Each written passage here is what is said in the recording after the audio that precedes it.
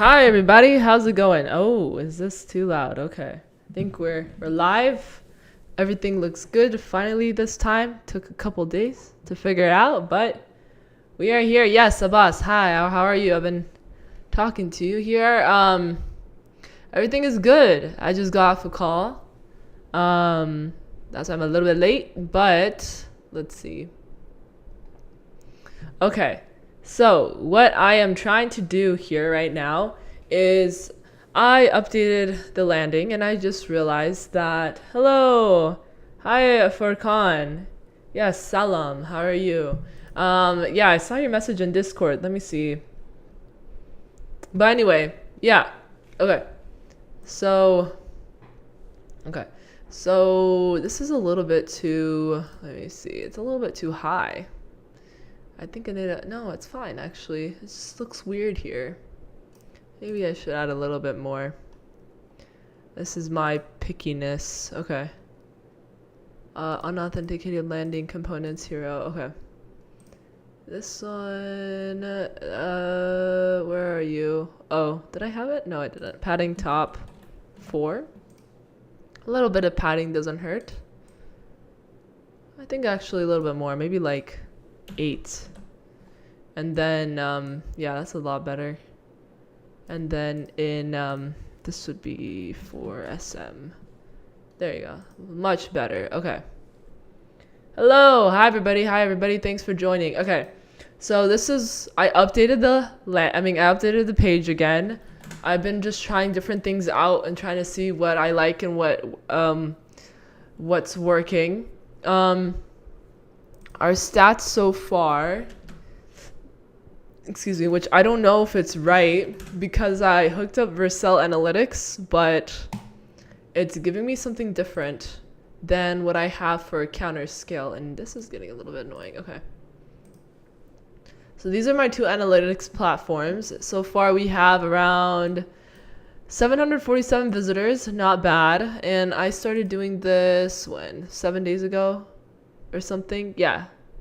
In total, oh, that's not bad. But here's the thing. So I have a script in here, and that script, I think there was one day, I think some of these are anomalies. I don't know if it's an anomaly or there is a lot of visits, which I think it should be right because it's visitors. I'm assuming that visitors will know what's the difference between a person that has a new visitor, and my cat is meowing. I don't know what to do. Let me see. But yeah, I think I was doing some development stuff and I think I accidentally re-rendered it a lot. So I don't know if it took that for account. And then I just connected reCAPTCHA Analytics. So yesterday it says that I have 97 page views, 25 visitors, 1 online. I think that's me. So if I close this, I think if I refresh this, that should say, oh, that's interesting. Not sure. Okay. Oh, I didn't have this before. Add events. Interesting. That makes sense. Okay. But if I check the same thing for today, it says that I had 44 visits, 34 visitors, page views. It says, I don't know which one is right. Is it reCAPTCHA or is it this one? And then if I connected post hog, that would give me different stats. So with analytics, I guess the thing that you want to, at least it's in the ballpark, if they're all in the same ballpark, but shouldn't they all be the same? Right? Shouldn't they all have the same analytics? I don't know. I'm just always skeptical of analytics. How does it, because I've done some analytics before at a different company, but different type of analytics. You have to, I think, have multiple different tools and see if they're all giving you a similar value or the same value to verify that it's working. If there's one tool that is like way different than the other ones, how do you know if that one is working or not? There might have been an anomaly. I can't say that word, anomaly. But anyway, besides the point, today, my focus is I'm trying to rate limit this. Need to calculate the average of all. Do you think that's it? I don't know if it's that. Because that's not the average. Don't you want the raw? Not the average? Maybe they are calculating the average. I'm not sure. How do they tell if there's a different IP address? I don't know. Maybe something that they're doing. But yeah, right now on the site, you could basically, hopefully, please, nobody do this. Hit it. Like, you could submit the same email again and again, which is not good. Convex. That's why I need to add rate limiting so someone can't bombard me. Or if that email already exists in the database, I don't want it to... Here, I'm the first one. No one has subscribed because I just added it yesterday. But let's say if I do it again. Oh yeah, okay, I need it. This is what I'm working on. Add email form in Hero. Add rate limiting to email form. That's there. Oh, and then also don't allow duplicate emails. I don't know if anybody else handles that. I wonder how they handle that. Anyway. Okay, and then let's see. Update text and form. Add a page for portfolio. Yeah, I'm working on those stuff. Okay. But anyway, right. Okay. So I got this article by Ian. Works at Convex. How to implement it. So I have to read through it and add it. And then also here, let's see if I do it again. Oh, I'm sorry. This is development. If I do this again... Right? If I do that, it adds it again, but we don't want it to add. So I think that's the first thing I need to do before I even add the rate limiting. Here, I have to check if the email exists. Use query. Oh, this should not be query. This is mutation. Add email. Oh, wait. Add email. Form successful. Wait, oh, I did this incorrectly. Okay, so I don't need this check. I just need this. I have a function, I have an endpoint called add email. If I go here, I have this, but I need to check if this exists already. Yeah, there you go. Okay, come on, Maven, super Maven.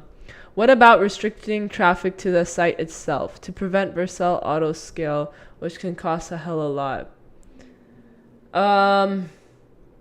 I think I'm gonna be using, why is this cutting off?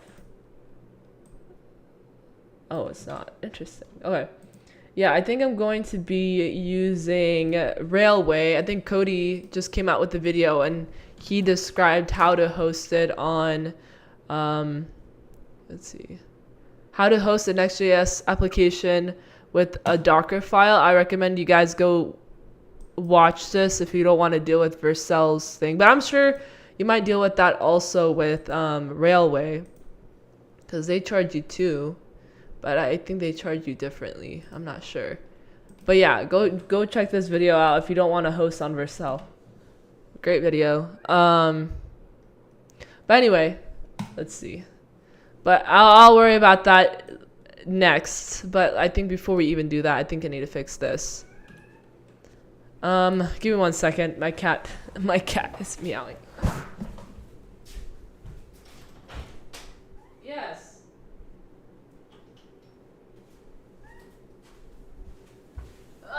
Where are you? Okay, he just came to sit on the floor. Okay.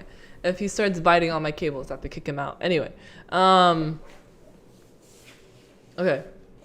Where were we? Oh yeah, at the rate limit. Okay, to do, check if it exists. Existing email.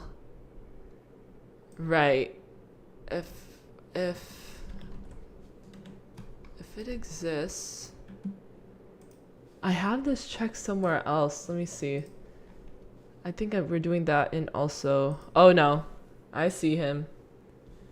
Okay, I have to keep an eye on him. Where are you? Where are you? Where are you?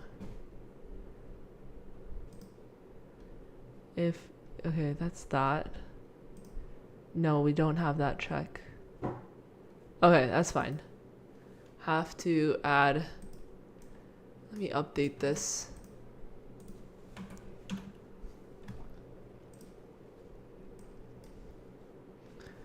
do a check here. If the email exists, return a error, like a 404. He's just on the floor. Okay. Okay. That's not. Does it try to do? I don't think we can do a try statement in here.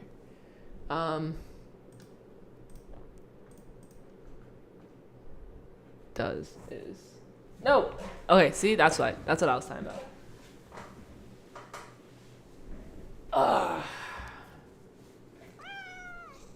Okay, you cannot bite on the cable. Okay. Yeah, let me kick him out. Give me a second.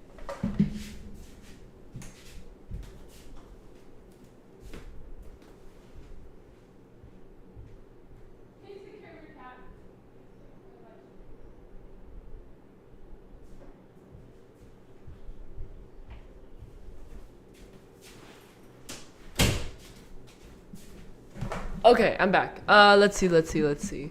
We want to check if the email exists. If it does,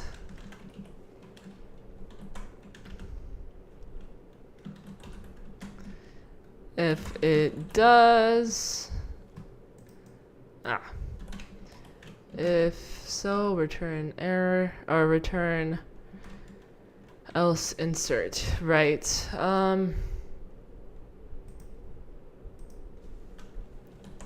Should I brew a cup of coffee for you too? You look tired. No, you always say I look tired, Brendan. That's just my face. Okay. But I appreciate I remember I said I can't drink coffee. Maybe tea, maybe green tea. I heard it's good for you. Let's see. Throw an error. No, I do not want to throw an error. Oh, I need to return. I need to return a new next response.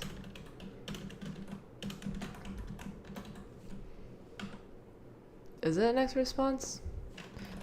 Import next response. Is it?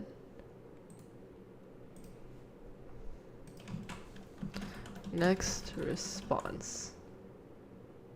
Middleware route. No, it's not. Okay. Huh. Return. Well, you can get a frappe or whatever you women drink. I don't even drink frappes. I'll get a regular. Okay. Sounds good. New convex error. No. Convex error. Throw new convex error. You don't have access. Oh yeah. Yeah. That makes sense. Okay. This. Import convex error. Okay, because we are on convex.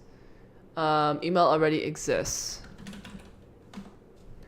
Else you want to insert. Okay. Else you want to return that. Is that right? No, I don't even need that. You've been up all night coding, haven't you? I can tell you lost in the matrix again.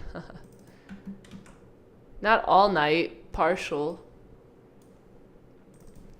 Okay, let's see. Okay, so now let's exit this. Let's delete this. Newsletters, delete. Oh, yeah, that's fine. That is what I wanted. Okay. I should probably not be working on that. Okay, let's see. Delete this. Okay, so here's how we test it. Return. No. Constant response. Oh, then we should return something here because this should be a response. Okay. If email, so I don't need. Excuse me. Okay. This one. Let's get rid of this. Let us console.log that. Okay, let's see what happens. If I do this, it should add, which it did. Now let's do it again. Failed to subscribe, please try again. Oh, that's not right. Failed to subscribe, please try again. Where's that? Oh. Oh. Failed to... this email already exists. Please try another email. This is already subscribed. How do you check? You need to check if because there's different errors. Let's say this isn't an email, a proper email. I think it should, yeah, this, okay, got you. So that has that thing already. I think that's good enough. Yeah, that's good enough. Oh, nice. So I really don't need to do anything. I could just do that. Okay.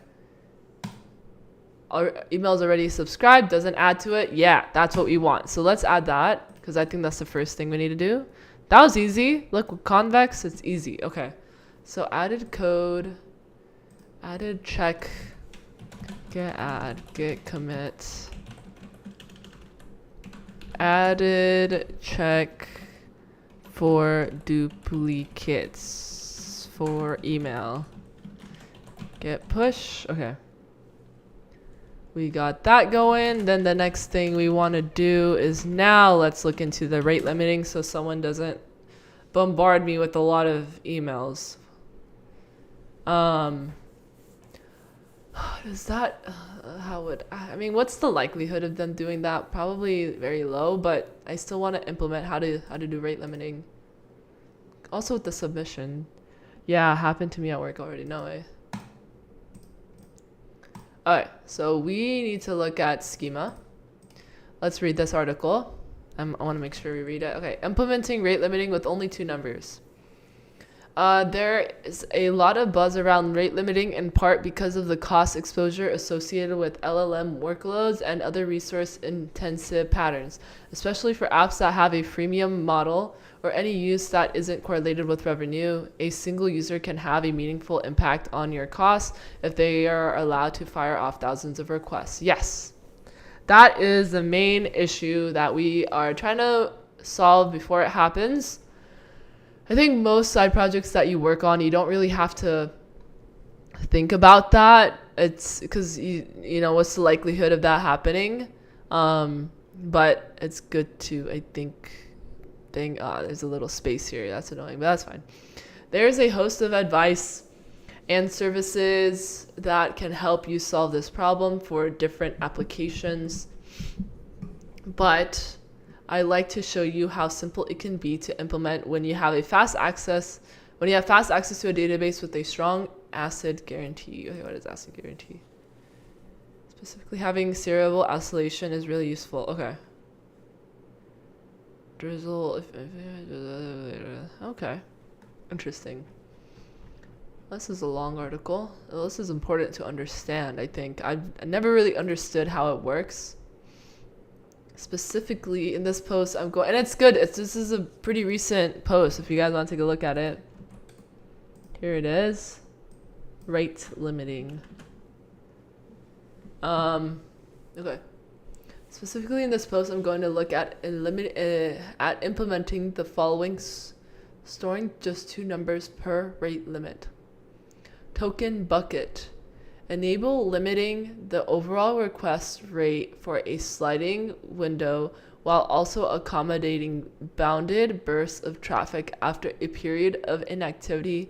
For example, the number of requests should be limited to X per hours plus up to Y more rollover minutes from previous hours. Got you. Okay. Tokens become available continuously over time. This is what I recommend for most use cases. Okay. Fixed window. Okay, so this is token bucket fixed window. For example, in each hour, there can be no more than X requests in some third-party service to avoid hitting their rate limits. Okay. excuse me, when the hour is up, all tokens are available again. Okay. We'll also discuss using jitter to avoid thunder herds. What is a thunder herd? In computer science, the thunder herd problem occurs when a number of...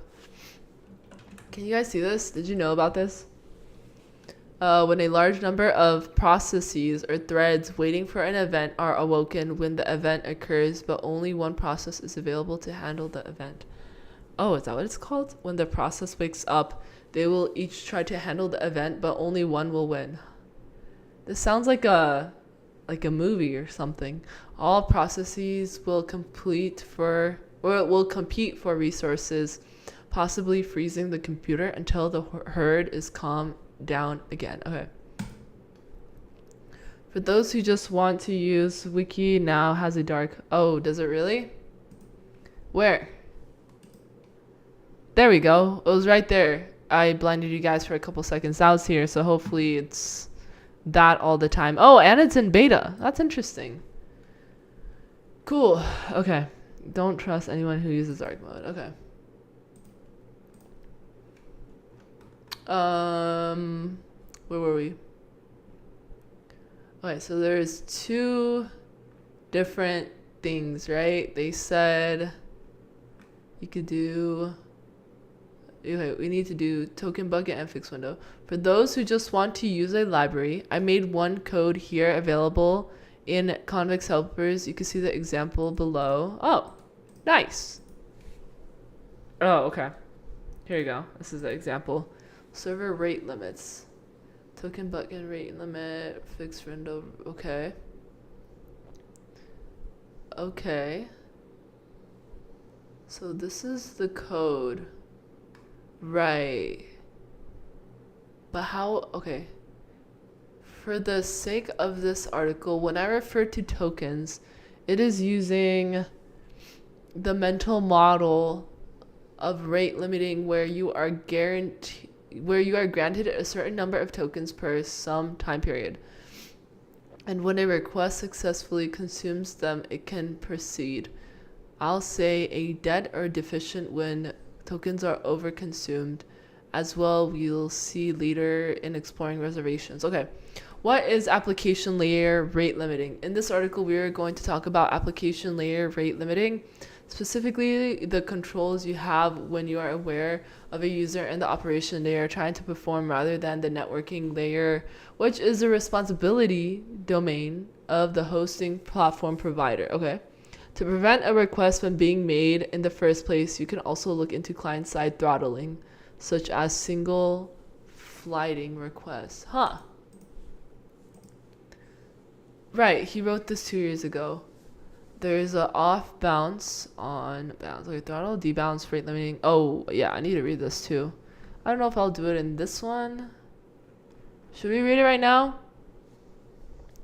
I've always heard about these topics, but I never really understood it. And Ian seems like he wrote two pretty good articles. I think it's good to understand. What's the point? I mean, the point is that, let's say you don't want to get DDoS. You don't want, that's like one thing, I guess. You don't want someone to come to your site and just submit like a lot of things and then screw up your database. And then, you know, like, I don't know how likely someone is to do that, but it has happened. And I think better security, I think, is the point. Gotcha. There's other ways to do that. Just a different method. Yeah, probably. Building reactive. Okay, so let's see. I'll close this. Okay, we got that. We don't need that right now. I'll put this here. Don't allow duplicate emails. Okay, we're working on this right now. We're working on this, and then let me add this. This is a good article, and then this is a good article, so I could reference it back later. That's nice. Yeah, I'll get back to you. Okay. In practice, application layer rate limiting is the most useful and only falls down during extreme load, such as distributed denial of service attack, DDoS, which thankfully are extremely rare. Right. So they are extremely rare, but when they do happen, you hear these stories. Where is it? Who? I was just looking at it. Horror stories.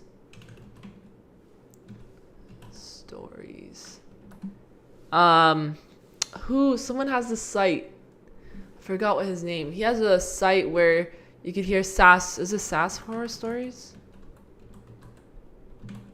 I forgot. Or like DDoS horror stories.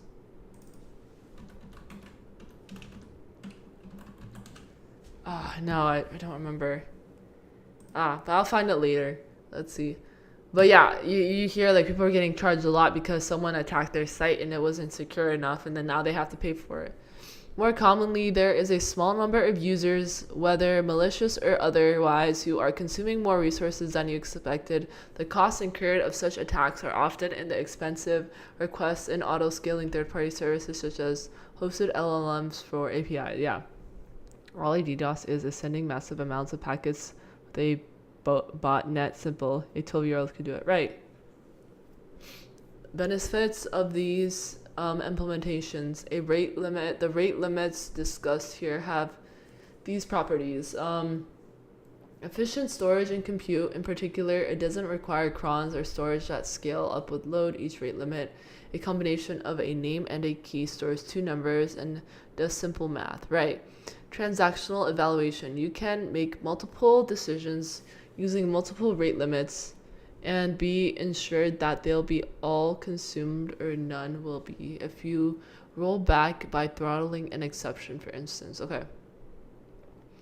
Fairness via opt-in credit reservation. By using reserve true below, I'll show you how you can pre-locate tokens and schedule work that doesn't require client back off and doesn't starve the large request. Okay, opt-in rollover allowance, allowing clients that have been under consuming resources to accumulate tokens that roll over. Okay, yeah, we don't need to worry about that for this one. Deterministic. The results of these approaches will give you concrete bounds on usage, do not rely on probability, and will not drift over time.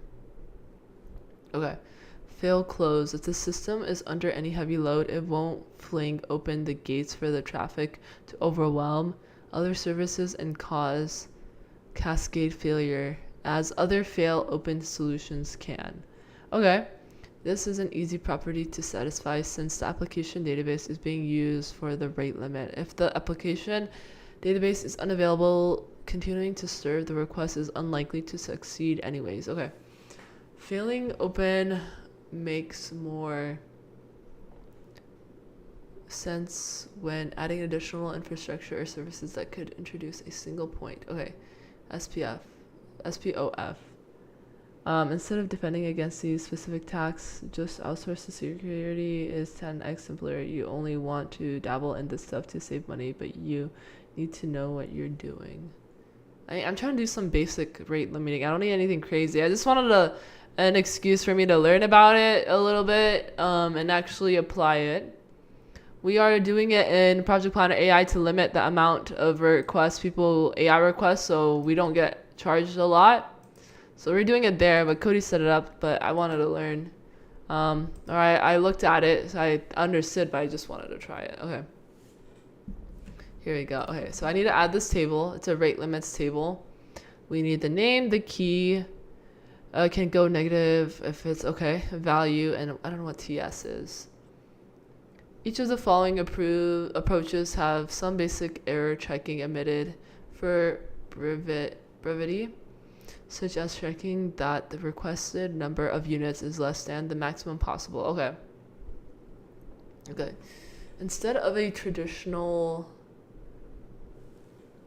you want to learn about, go to research channel. Let me just go. Yeah. Brendan, share there. I know. I understand that. I don't need to know everything about it. I just want to know how Convix does it because I'm using their tech.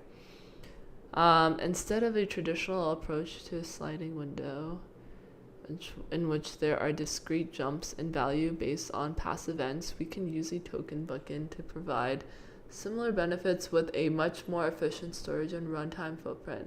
We model tokens as being continuously provided with the capacity defined. Okay. Your configured rate is 10. Period. Oh, a minute, and you could use 5 tokens. They'll be restored successfully after 30 seconds. Okay. Okay, let's see the image. We have time, capacity, time. Okay, so this is the rate now. Value, token bucket. I am trying to understand this. I have no clue what this. Okay, this is the period. This is how many times you've done it. Tokens, rate, value, failed attempt, retry at that time. Now, hey, what's up? Buffer overflow. Now there's a divs for sniper. Yeah. Hey, Ardian. Good. How are you doing? Okay. Token bucket rate limit. Okay. Export type. So this is the type. The core calculation is. Okay, so we have the time that is right now, the time that has elapsed. TS time is equal to now. TS is equal to now. Value, math, the state value. Oh my god, I haven't done math in a while. The state value plus the elapsed time times the rate over the period. Min. What does math min mean again? Config capacity. Or, oh, you want to, okay. Interesting. We keep track of the last time we calculated the state of the bucket, STS, and the value. Oh my god. An attack, okay. We calculate the current value since then, capping it at the capacity of the bucket. If there is no capacity configured, we default to the rate, right? So if you allow 10 per second and don't specify capacity, you can have up to 10 tokens in the bucket. Okay, full code including handle reservations. Okay, so that, so he gives us the code that he was talking about. Okay. Right. Fetch the existing value. Okay. Same things to keep in mind. If you are sensitive to bursts of traffic, for instance, if you're using a third-party API that has a hard rate limit cap, note that this approach, you could have as many as rate plus capacity requests in a single window. Okay. Okay, fixed window. So that's if you want to do token based. I think I want to do more fixed window. This looks more, this makes sense. Fixed window, when you need to rate limit window on to be rigid, you can use this more traditional approach. Yep. We also extended it with an optional capacity configuration. Okay. Nice. We got capacity over time, and then if you can't, okay. Elapsed time. So it's a similar formula, looks like, but obviously it's a little bit different. Reserving tokens. Okay, I don't think I need to read through all of this. Let's see. Default rate limit tables. Okay. Failed login. How are we doing it? So rate limits. Free plan. Get limit by helper.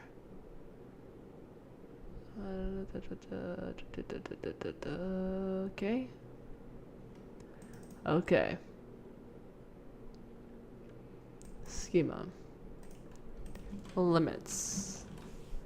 User ID type value rate limits. Key count expires. So he did it differently. Okay. Do we have? No. Huh. Rate limit. Okay. Oh, okay. So what do I have to do? I added this table. I don't need rate limit. What do you say? User rate limits for common operations. To make the rate limit trade-offs concrete, let's consider how we use rate limiting in our application. I made a library for Convex that provides a simple rate limiting API to consume check. Yeah. One example, okay. A client calls a mutation to take some action, which may involve a rate limit behavior. For those unfamiliar with Convex, a mutation runs server side. Yep. The mutation checks the rate limit before taking the action. And if it fails, it returns the time when the client should. Yeah. Alternatively, the client should know it. Yep, that's it. That's all we needed. Okay. Define rate limits. Define rate limits. Client token bucket. Make a third-party request. Create a thing. Check. The only step required is to add a rate limiting table to your schema. Okay, so I think that's all I needed to do. Okay, so let's delete this. We don't need that. Let's hope. I think it already created it for me. Okay, so I think we need to go here. Rate limits. Let's delete you. We don't need you. Okay. Let's go back up here. Let's close this. Oh, from rate limit JS. Rate limit JS, where are you? I know, but how do you? Oh, okay. He has it. Convex helpers. Right. But is this a package that I could use? No, it's not. It's just a. Oh, I got you.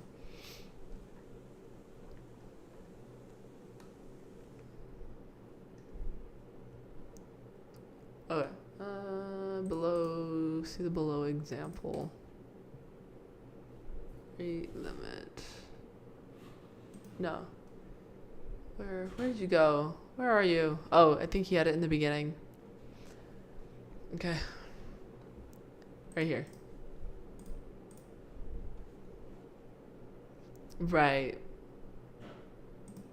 I think I just need this. Don't I? Isn't it just this? Hopefully.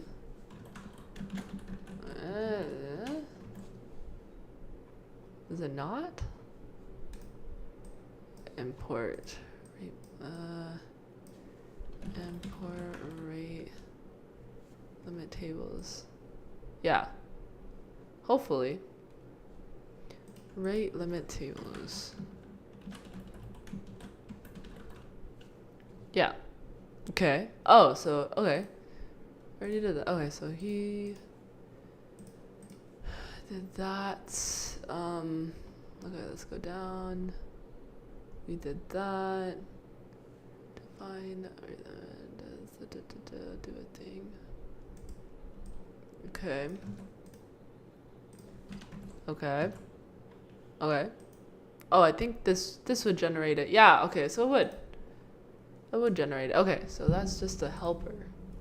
From here the mutation context will be assumed. We'll also figure out these failed logins, define rate limits. Now where do I put these? This is confusing. Okay.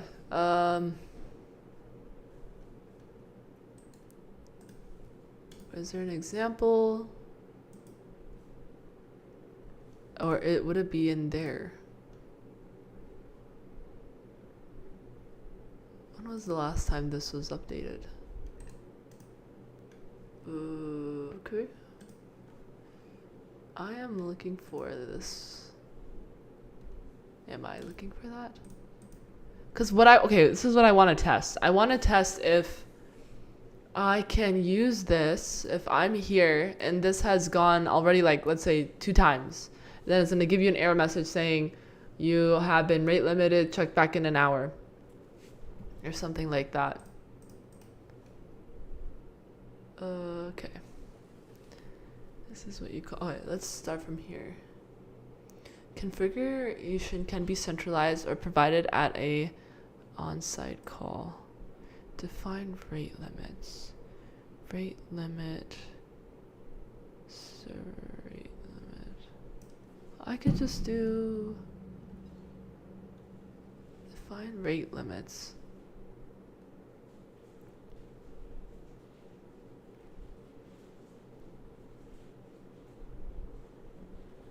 What? What? What?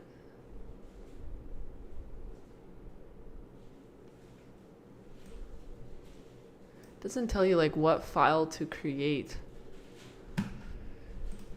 Alright, and convex.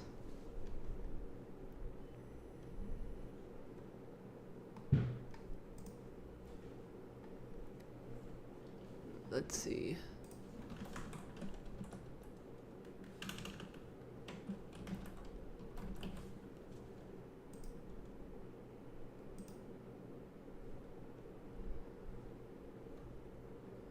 I think this is new. I haven't seen this before. Okay. Wait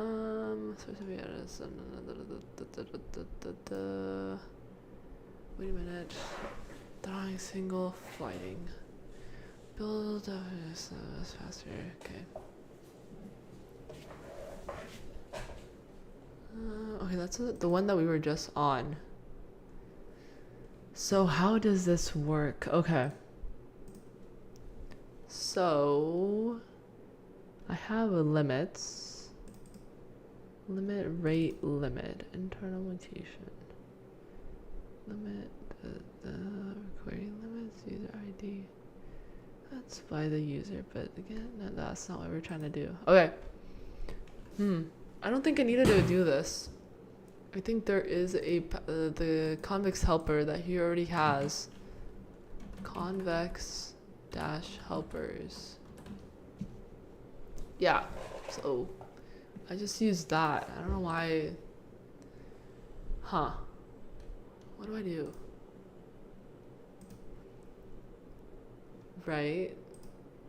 Close. Oh, we'll worry about this later. Are there any examples? No.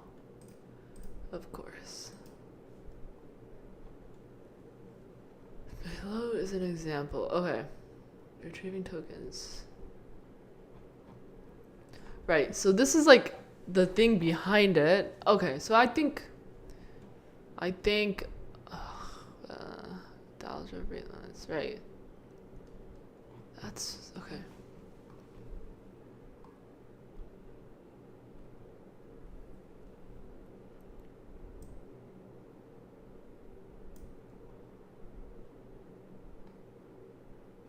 Rate limit tables. Where is this coming from? Is that this?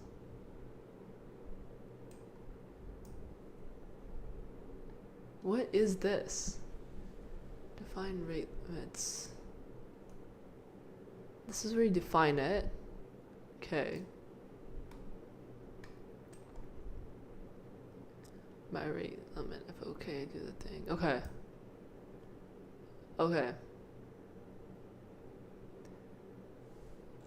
I told you not to get into this stuff unless lack of community support. Now you're not. No, that's not the issue. It's just I'm not reading it through. I think I know what I need to do. It's just yeah, right. Thanks for being so positive, man. I mean, of course I don't know what to do. This is the first time I'm doing this. So I have to figure it out. If I knew what I was gonna do, then it doesn't really make sense. Rate limit table. Define rate limits. Where do I put this? I think I just put it.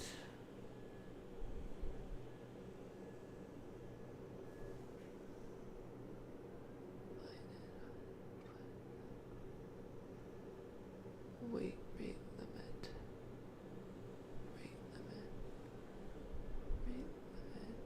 Define it.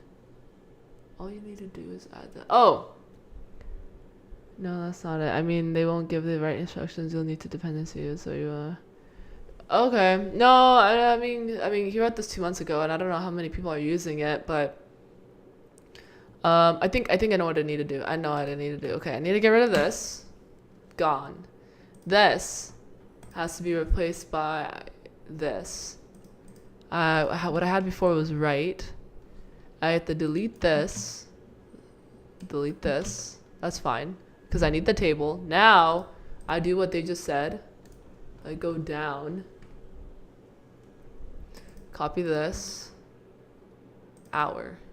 That's assigned here. So I go here. There we go. Now, this stuff I just use here. And that's it. That's the... Yeah. This is the configuration. Okay, that makes sense. Import mutation. Yep. V. Yeah, that's the same thing as the other ones. Okay. And then my name, do the thing. Now do the thing. Do the thing is right here. Failed login. Check rate limit. Do the thing here. Oh, do the thing. Do the thing. Do the thing. Did you mean do a thing? Do a thing. Do the thing. That's not the greatest naming. Where is do the thing? Okay. I think do the thing is just add it, add to the patch. Can you share that doc? Yes, I can. I think I shared it earlier, but let me share it one more time.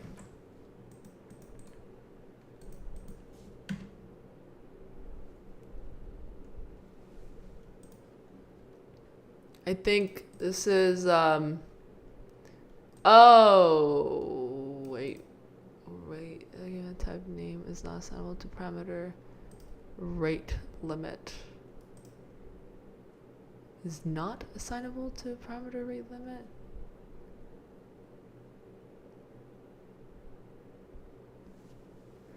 From a friend. Wait, what?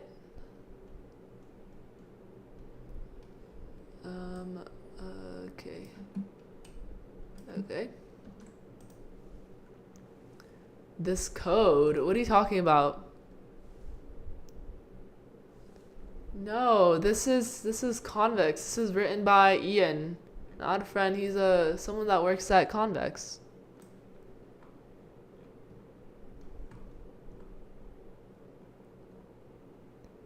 Okay.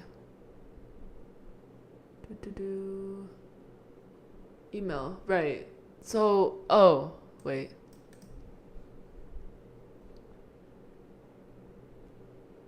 I don't even need that. Rate limit. Type rate limit. How do I security engineer? Interesting, Ian. Okay. Okay.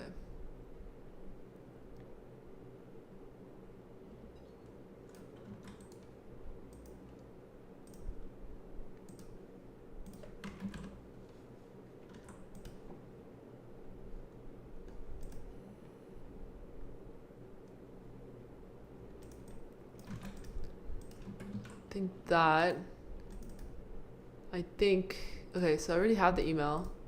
Okay, so this is what I have to check. If it's okay. Check if... So this is dot check.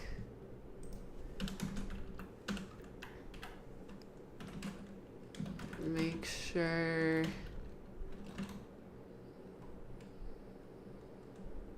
the rate limit is not succeeded. Yeah.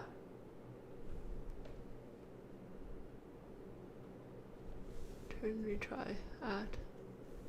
What is the retry at? Create thing. Check rate limit.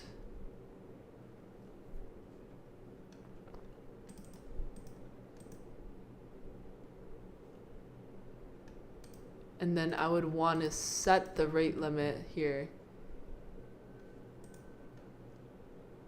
Because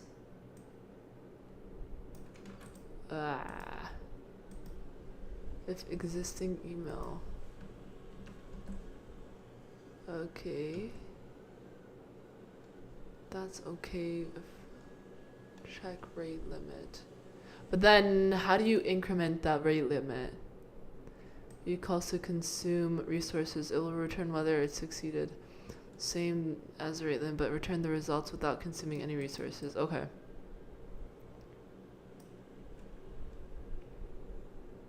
But, okay, rate 3. Create a thing. Right.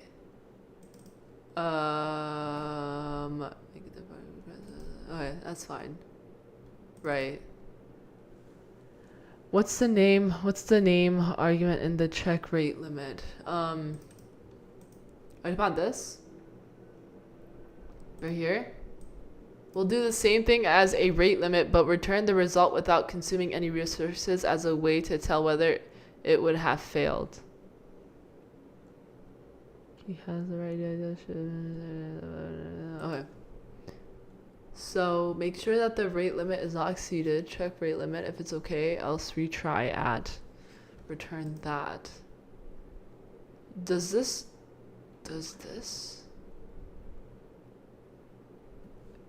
Okay, let's see. I don't know if this is gonna work. Okay, let's try. We did that. So I think the one that we're at right now is 3, right? Oh, but it didn't add anything here. There has to be... Where are you incrementing the rate? Because, okay, yeah, we got that set up. Do the thing. Right, it does the thing. Oh, maybe I do need to use rate limit. How? Check rate limit. Success. Reset rate limit. How do you increment rate limit? Rate limit, free trial, sign up config. Account, no. Sending message, no.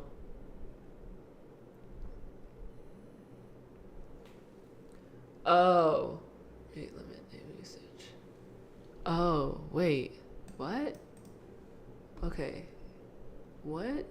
Define rate limits. Okay, so you could define it this way. Can you define it this way? Where is define rate limits? Defining rate limits. Why are you doing it twice? Name. Oh, so I see. Wait, is that it? You just do, okay, if I do this, no, I have to have that. Weird.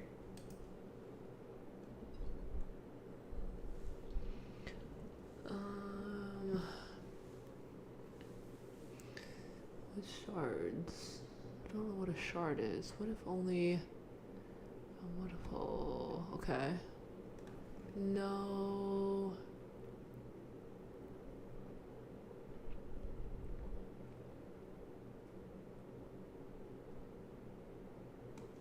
If for successful login, stop limiting us so the client... No, that's not right. Okay, I see what that's for. Okay, I see what that's for. This is the basic one. Can't even do that. So maybe I need this. Because we do want it to use resources. Alright, so that does it without using resources. Is that what you're saying? Emailed is already subscribed. Oh, okay, so let me try a different one. Okay. Let me try a different one. Okay, let me try a different one. Alright, let me try a different one. It should have given me an error.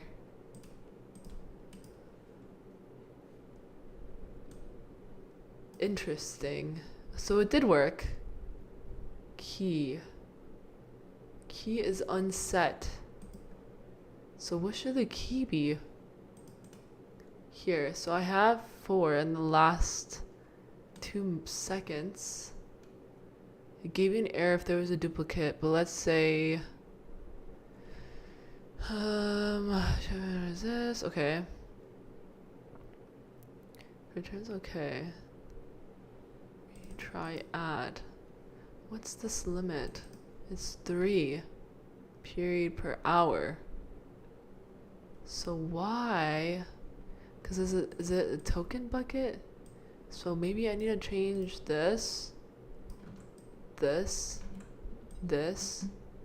update that. Don't need this. The key should probably be the IP address, right? Yeah, right. Where do you add the key? Do you add the key here? Here you go. Key.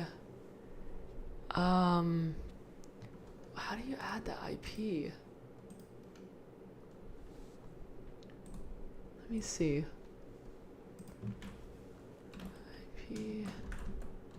I don't think we're doing it with that.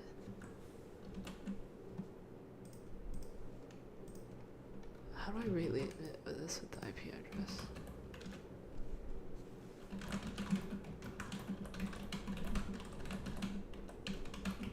You know what? I think I'm doing that. Where am I doing that?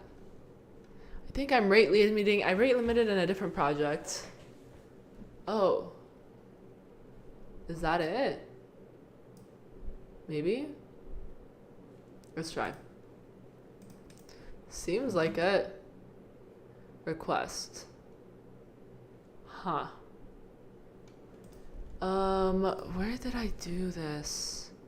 Or there was an example. I think Caption AI did the rate limiting, didn't it?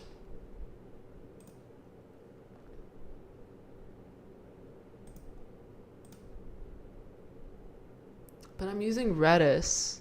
But I don't know how Redis knows. Oh. Rate limit. Identifier. Yeah. What is this? How do I... What?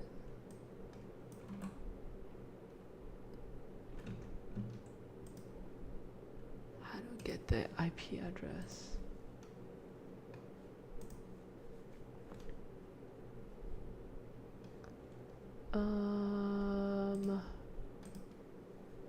IP address.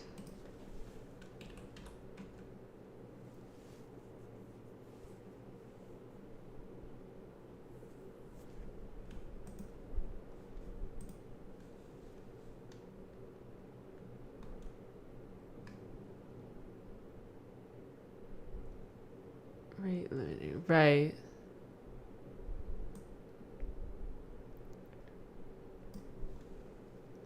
Okay, so it just redirected me here. But I am sure there is somewhere in that code where it talks about getting the IP. Let's see.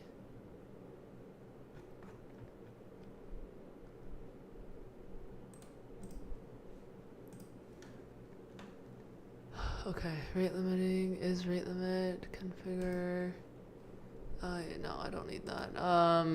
Function, define rate limit, function, get existing.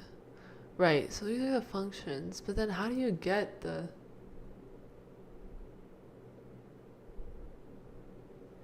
existing ID? So it should do it on its own. And it did, but I didn't give it a key. So I think it does it. I don't know what the key is. Don't think you want it to be the email. What would it be? It would be the key. Ugh. Okay. Create a thing. Should be create a thing.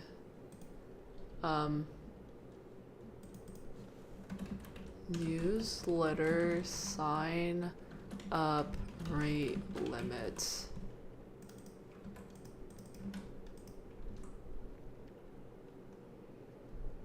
Okay, because I changed it to fixed window. Okay, so, oh yeah, I didn't test it with that yet. So let's see. Test@gmail.com. And okay, it's ready. Let's try this. Hopefully, cross your fingers. 1. So let's try another one. 2. Try another one. 3. Try another one. 4. Ah, no, that didn't work. Okay. But let's see the thing here. It's still that. Value is 0. Huh. Delete this. Rate limits. Value is 0. How do you increment the value?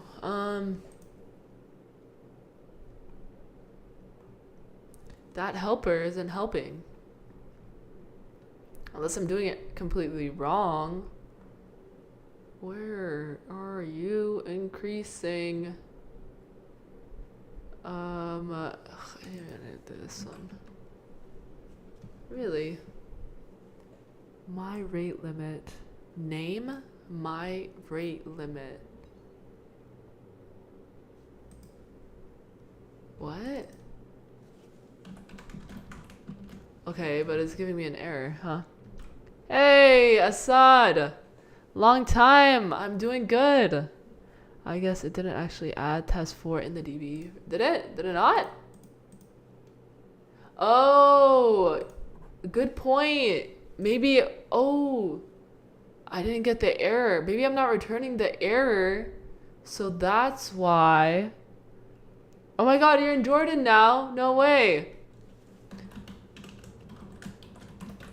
How's it go? I mean, it's going. How about you? What happened? No, I'm back home. No, I am back home. Yo, how are you doing? I know I have been off for a couple days, but trying to get back. Trying to, make some progress. Okay, so you're back in Palestine? Where are you? I've been in Jordan. Or you've been in Jordan. Okay. A friend of mine graduated, so I went, oh, that's nice. That's nice of you. Okay, let's check this right now. Oh, I've been adding it, but it hasn't been adding it. Huh, interesting. Oh, because probably the rate limit. I hit the rate limit. So let me reset. Okay, so it is working. It hasn't been adding it. It's just the message that I'm receiving is that, return retry at. That's what I need to show. Wow, how's the situation? I feel like the news has been talking less about it because whatever is happening here with our elections and stuff and Donald Trump.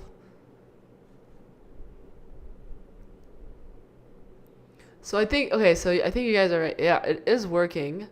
How do I need to reset it? Okay, let's see. Reset rate limit. How do I use reset? So it is working. Let me, where are you? Where are you? This is it. Okay. Key, user ID, rate limits. But that's weird. Okay. It's weird. Interesting. Yeah, I need some sort of identifier because let's say for each person.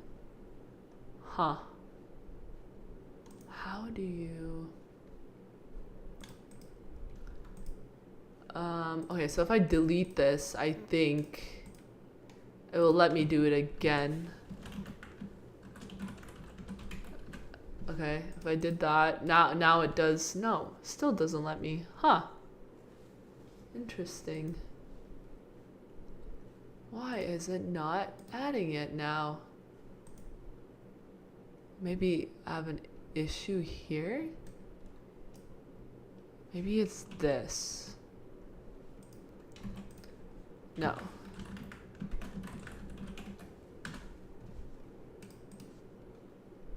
Yeah, now it shows up, so something is happening here. Something is getting messed up there. Yeah, because it's not tied to the user. Right. So, how do we do that? I think I need to ask in the, I'm gonna ask in the Discord. Let's open the Discord up.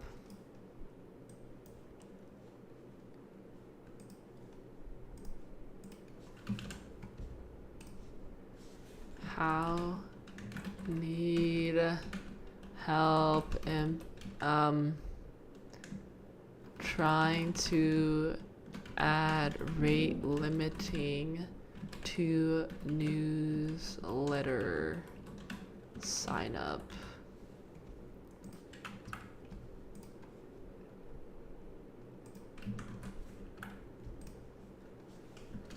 I have this code.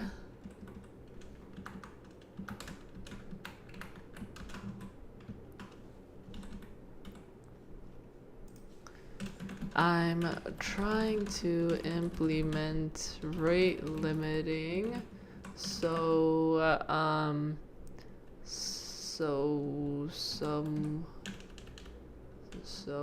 I think so I don't get DDoS and to learn how to use it. I just want let's see. If a user isn't logged in and I want to limit based on IP address, how would I do that? Also, how so with the convex helpers at Ian, how does it know to increment? Does it just find the item with the same key? How do I get the key to be the IP address? Thank you. Okay, I just asked, so let's see what they say. Usually they're pretty fast. Let's see. But in the meantime, I think I'm gonna leave it at here. Let me see. Let me push this. Git add, git commits. Oh, what did I update? Oh yeah, added rate limiting schema. Do I want to push? Maybe. Oh, and this is what my schema.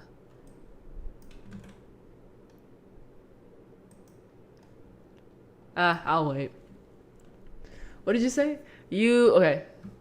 You said you would not be able to add the email for an hour now. That's the time you have configured, 3 hours. I guess you just need to pass the IP address in mutation and set it as a key. That should be it. But how do I get the IP address? Do the headers? Do the CTX? I'm not sure in convex, whereas in their docs, how to get IP address. They don't in their thingy. How to get the IP address? Claude, give me that. How to get the IP address in TypeScript. If you are sent, because we're not sent. I think that's the thing that I'm stuck on. I mean through Next.js. Oh, but I'm sending it. Oh, that is a good point. I think you're right. How do I get the IP address in Next.js?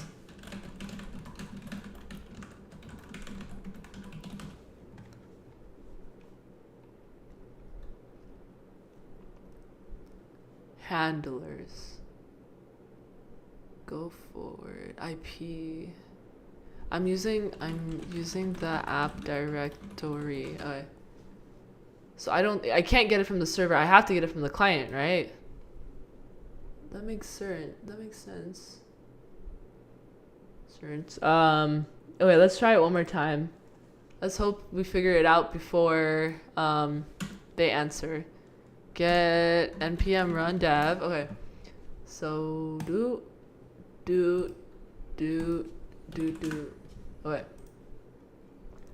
So wherever we are adding the email, which is in our head, which is in our hero, we have to add this code. I'm guessing. I'm just speaking out loud.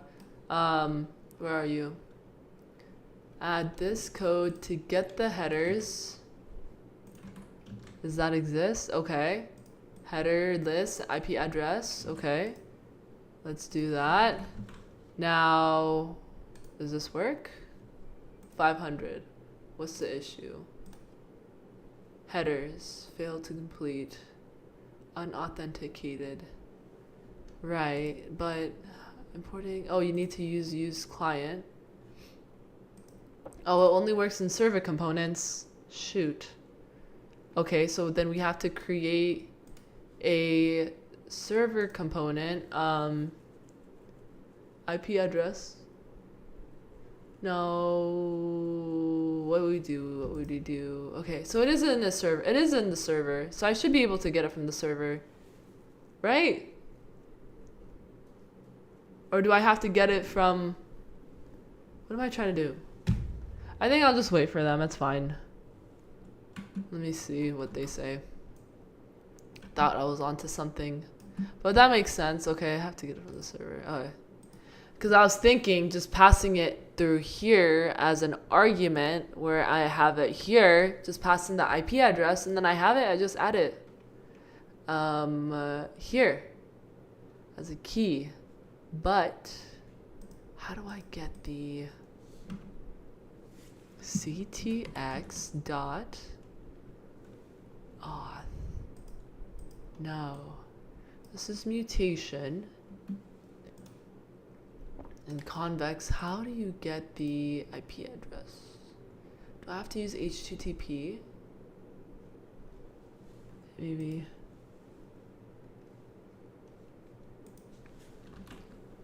IP. Source IP for. Maybe calling a server action and calling the mutation in the action. I know, but I'm trying not to use server action. Maybe. Is this the IP address for the client making the request, or the IP to make a request to run the HP, the format, the IP of the client? Yeah. What are you thinking about is for? I love to hear about because custom header we wouldn't want to access. Okay, thanks for answering. Store IP address. For rate minimum, there's something higher level we could provide. Right. So I don't know if they worked on something. Okay, yeah, Ian did. But how do I assign it to the IP? Okay. It's fine. Quick start guide. What was that? Oh yeah, I watched this a lot. Only almost 10,000. I feel like it'd be more. Yeah, I'm sure this one got a lot of views. 100,000. That's crazy. Oh yeah, of course. Antonio's too. Okay. Okay, let's see. I think I'll wait. Figure it, because I don't think it's that, now that I'm thinking about it, it's not that big of a deal. If someone writes, because I could write a Python script that can put the text in here, click this button, increment the text that's in it, because I'm not checking if the email is valid, and then just keep running that script, and that's how I could hit. Now I just gave someone the idea to do that. But hopefully no one does that. I have more important things that I need to do for this. But yeah, okay. Anyway, I'm gonna wait on that response. I'm gonna go take a break because I've been sitting in this chair for the last hour and almost a half. So yeah, I'm planning on making a video today, hopefully. Let's see. And I need to update some stuff. Oh, wait, before I head out, can I get your guys' opinion on something? Is anybody there? Okay, I would like your opinion. So, what I'm working on right now, when you click on this, it takes you to their page directly, okay? Takes you to this page. However, what I wanted to do is, oh, Furkan, I don't know if you're still here. I don't need, the XFF header is going to be at the server level. Right. Right, I just don't know what the thing is in convex to show it. But anyway, yeah, what I was saying, I am working on this page specifically. Let's see, where can I show you? You can add client component that curls ifconfig if the user's public address is, if that's what you need. What is this? ifconfig. Yeah. Oh, but I don't want to curl though. I'm using TypeScript. I'll see what they say. I'm gonna save this. Thanks for sharing. I'm gonna see what they say because I'm sure they've probably done it. They've done it already, and maybe they just didn't add it in the documentation. Maybe it'll help someone too. Right. What was I saying? Right here, portfolio, card. Right here. I need to change this to be this. There we go. ID. Twitch. Oh, thanks for the follow. But you could just get ifconfig and apply it to prop with the response. Yeah, that's a good. Okay, I'll use that as a backup. Because like I said, I'm sure they have some sort of library that I haven't come across that is just a one-liner, you know. Okay, so this is what I'm talking about. So let's say these are right now. I have all of them the same because this is my dev mode. But if I click on this, let's say you're here, you click on this, it what happened? Does it not be found? Did I not include it? Unauthenticated portfolio ID. Huh. That's interesting. Oh, I spelled it wrong. Portfolio. I need to fix that page. Okay. Here we go. So I have this page so far, and I have to fix this. But right now, let's say this is, and the image quality is terrible, but I need to go in and fix that. But let's say I want to show this. Someone said they want to add like a comment section right here or something. I could do that. If someone wants to comment on a portfolio. Also, you could like and open this up, the link, and then what type of their designer, developer. And then here, eventually add their socials as well. Similar to what Desk Situation does. I like their thingy when you click on that. I use their stuff for inspiration, and I'm using curated design for inspiration. So if I click on this, it takes me here, and then you could see like who's it by, and then their socials. You could check out their socials. I think that'd be a cool way. And then also they have a score. They like rate your desk setup. That'll be cool. I think someone said to rate your portfolio, but I don't know if I wanted to add a rating yet. I feel like it's like subjective if your portfolio is good or not. I need to like, I guess, write the rubric or criteria.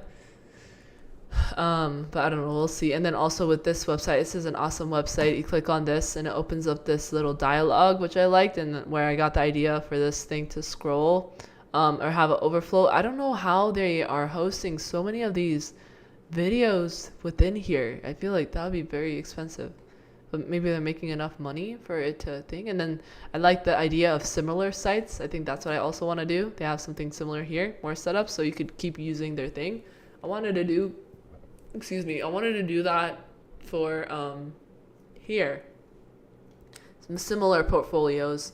But in order for you to do that, you could either do it randomly, or let's say they have more setups, right? Which I think is random. And they have the same setup here. I don't think you want to see the same setup. But I think, yeah, we could either do more setups or similar. And I think with the similar, what parameters are they using in order to find the similar ones? Or maybe these are random too? I'm not sure. Just something to think about. Just wanted to add more stuff to it, because right now it's like, oh, you just open it up and it takes you to the thing. But anyway, what do you guys think? I mean, I have to make the design better. Do you think this would be useful? Just add CAPTCHA, safest approach to prevent. Hey, Cody, you think so? For CAPTCHA?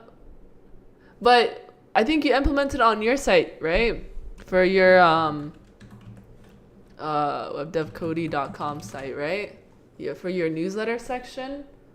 Or no, I saw you. Oh, right here, protected by reCAPTCHA. Oh, okay. Privacy terms.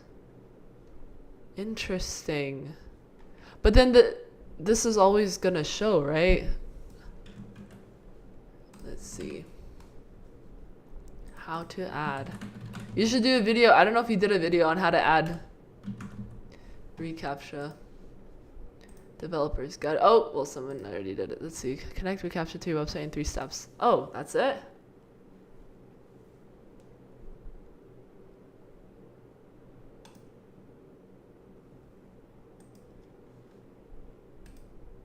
Oh, it's just through Google. You just add a domain?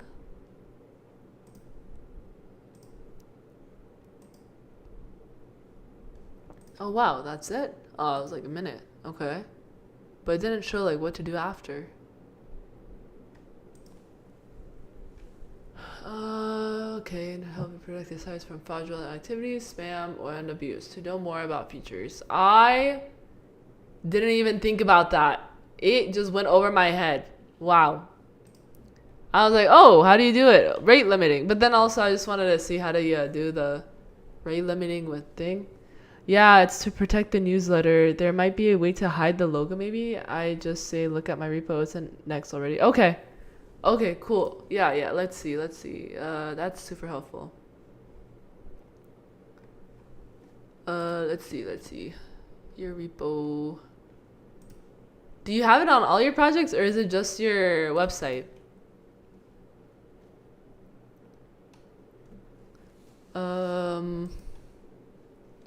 You have it on your landing page.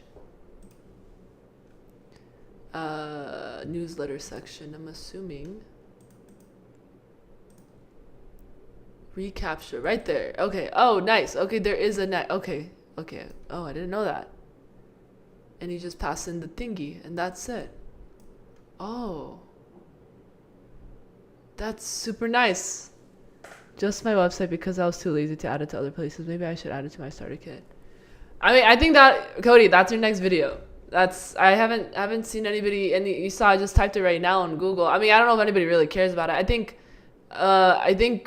for developers that are building side projects, right? Maybe they don't really care about security that much. Maybe it's just, hey, this is something, if you want to prevent this, you can do reCAPTCHA. It takes like however many minutes, and here's how to do it with Next.js. I think that would be cool. And then let's see, what was oh yeah, I think you can hide it. I'm sure. Let's see, we find where this is here, and then all you need to do is do a hidden, right? Hidden, there you go. One is hidden. This one. Oh, I think you just need to do it on the root one. Where is it? This one. Just do a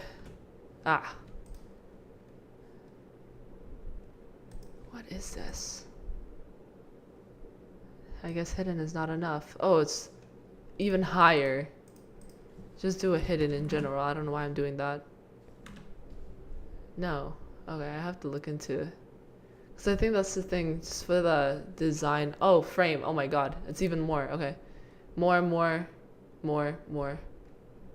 Where does it end? Here. Okay, it's this whole thing. Hidden. Overflow hidden. Might be a good video. Yeah, might want to read the TOS. Hiding it might be oh, no way? Oh. Okay. Terms are reflected by the laws apply. Okay.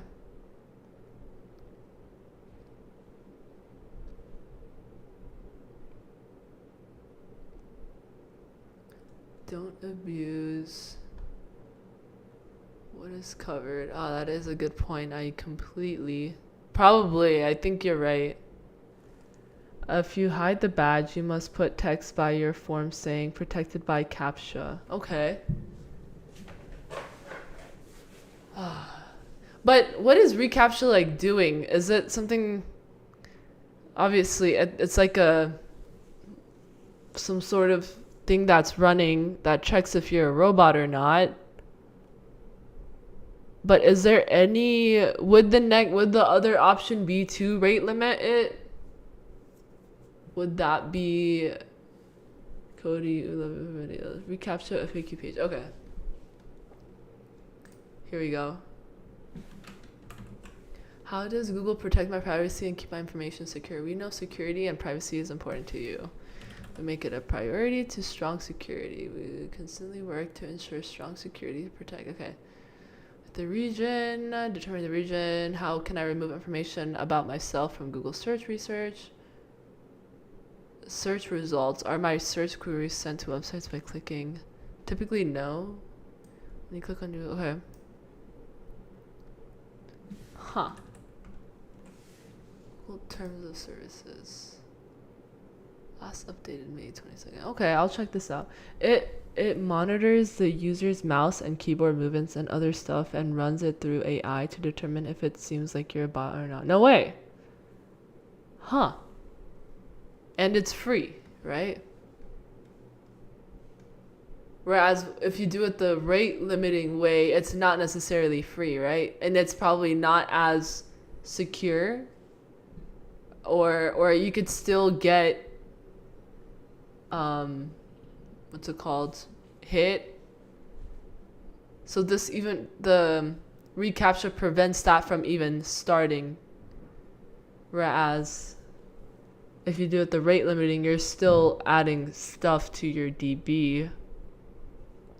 Or I think what you mentioned, like for this specific purpose, like that makes sense then, because you're trying to prevent a bot, whereas with rate limiting in general, you want to, like for our case with PPAI, with Project Planner AI, you want to limit how many times a user can use our AI.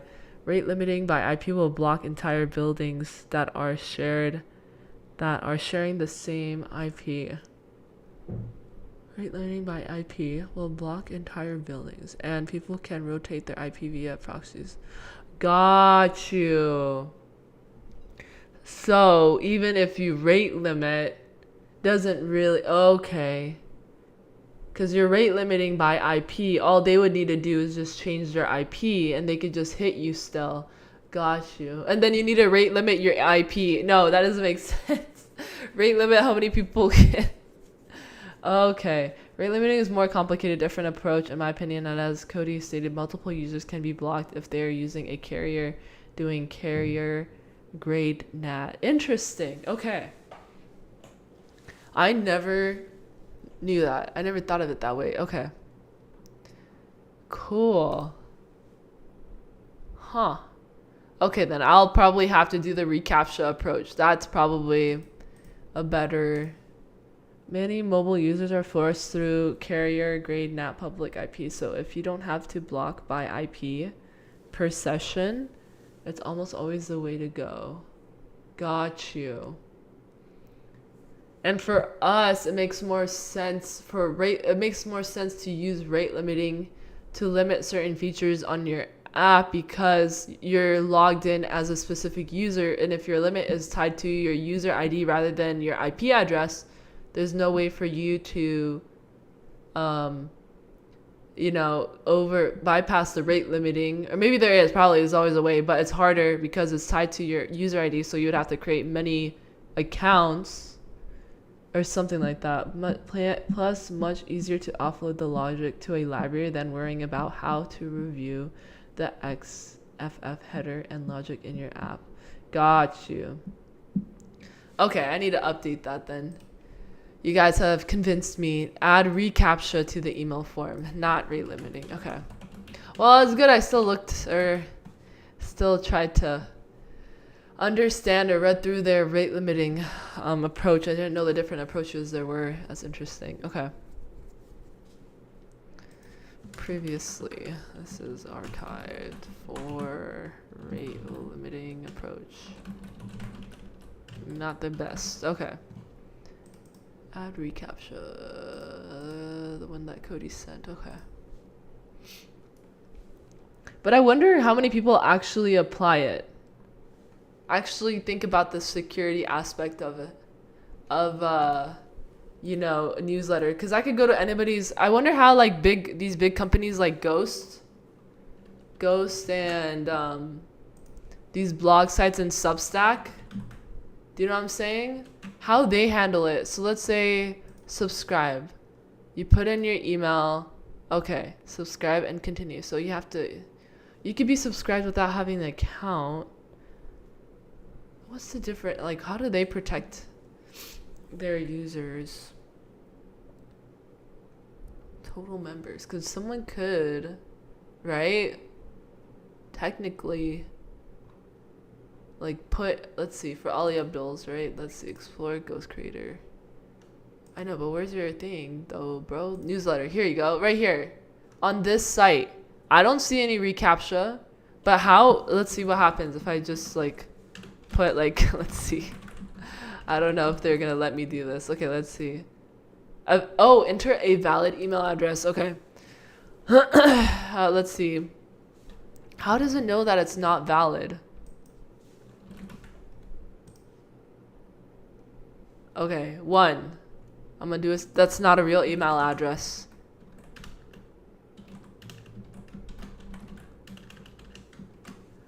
Yo, hey, what's up, Mickey? Just looking into, let's see. See, this is not an email address. Oh, I don't want to put my real name. Sam. 2. See, like, I could just, someone, I don't know what their rate, if they have a, because I don't see a reCAPTCHA anywhere. Interesting. Oh, yeah, if you're just joining, I'm just trying to understand. Okay, so in the beginning, okay, the issue that I came across was I have, for Portfolios Hub, I added this newsletter, but then input area, and then I was thinking, okay, what if someone like DDoS, like just put like, because Zod, there's like limitations to, okay, you could say, this, you know, I want to do this, it can't because I have, it needs to be in a specific format, but this isn't a real email, but it will still let me submit this email. If there is a check where, or some sort of API to take this email, send a test email before adding it to the database, and then saying, okay, if the email went through, that means it's a real email. If it didn't, then it's a fake email. Do you know what I'm saying? I wonder if something like that exists. But I'm sure that it would cost money to test that, to maybe have that API. Would it be an API? It could be, ooh, what do you guys think about that? That would cost, right? That would cost. So let's say you just create an API that you charge people. This is the only accept valid email API, right? And then you could use resend. Plus, if it's fake email and you send a newsletter, wouldn't that just fail sending? Right. That is a good point. That is a good point. So then how do like companies like Ghost handle that? How do these newsletter companies handle that? Because like right now, I just put in like 3-4 fake emails. It's called newsletter double confirmation. Oh, okay. That first email that you get. But I don't think CAPTCHAs are the approach for that, but rather sending a welcome email that confirms the identities as it is a valid email. Right. So like Cody said, yeah, I have, but sometimes they don't do that though. Sometimes they don't do that welcome email. I forgot maybe it's MailChimp. I think MailChimp does that. So they have it embedded. Probably, huh? You can, hey Ansub, you can save the information of a user's email along with their IP in Redis, and if they have added email, then they can't add another email from that, but that's bad UX, right? A provider would be really dumb not to do that, and here is why. Yeah, but you're going to be charged if someone decides to spam and make you send out thousands of fake emails. Just tuned in, by the way. So, oh no, you're good. Yeah, so the context, if you're just tuning in, I'm just trying to understand. Said any mass email sender would. I'm just trying to understand the. Let's say, okay, there you want to have, because what I've experienced with portfolio stuff, some people, I have this submit button, but some people have put in like fake emails or fake websites here, like test.com. Same thing with the tech stack finder. I've gotten some submissions, a very small amount, like maybe 5 or 6, that people submit here, but the URL is not a real URL. So that's the case of a URL, which isn't that big of a deal. But for the case of like emails, right? How does MailChimp, how does Ghost, how does Substack handle that? And then let's say, I think Cody said one of the things they do is that double email, which I have seen before, where when you sign up, you get the first email and you have to click the button. I guess maybe that's it. You have to click the button to say, okay, confirm that you are subscribing, and then they add the email. Otherwise, they don't add you to that list. I think that makes sense. I think that's probably how they do it, huh? That's one of the ways. There is a reputation-based sending. Any mass email sender wouldn't just blindly send out emails at risk of domain reputation. For example, you can sign up for a free Bible verses sent to your email, and there's no validation email that goes out first. Right. And as a result, that domain has a terrible sender reputation, and normal users who receive it normally filter it as spam right away. Huh. Interesting. Right. Very interesting. Let me write that down somewhere.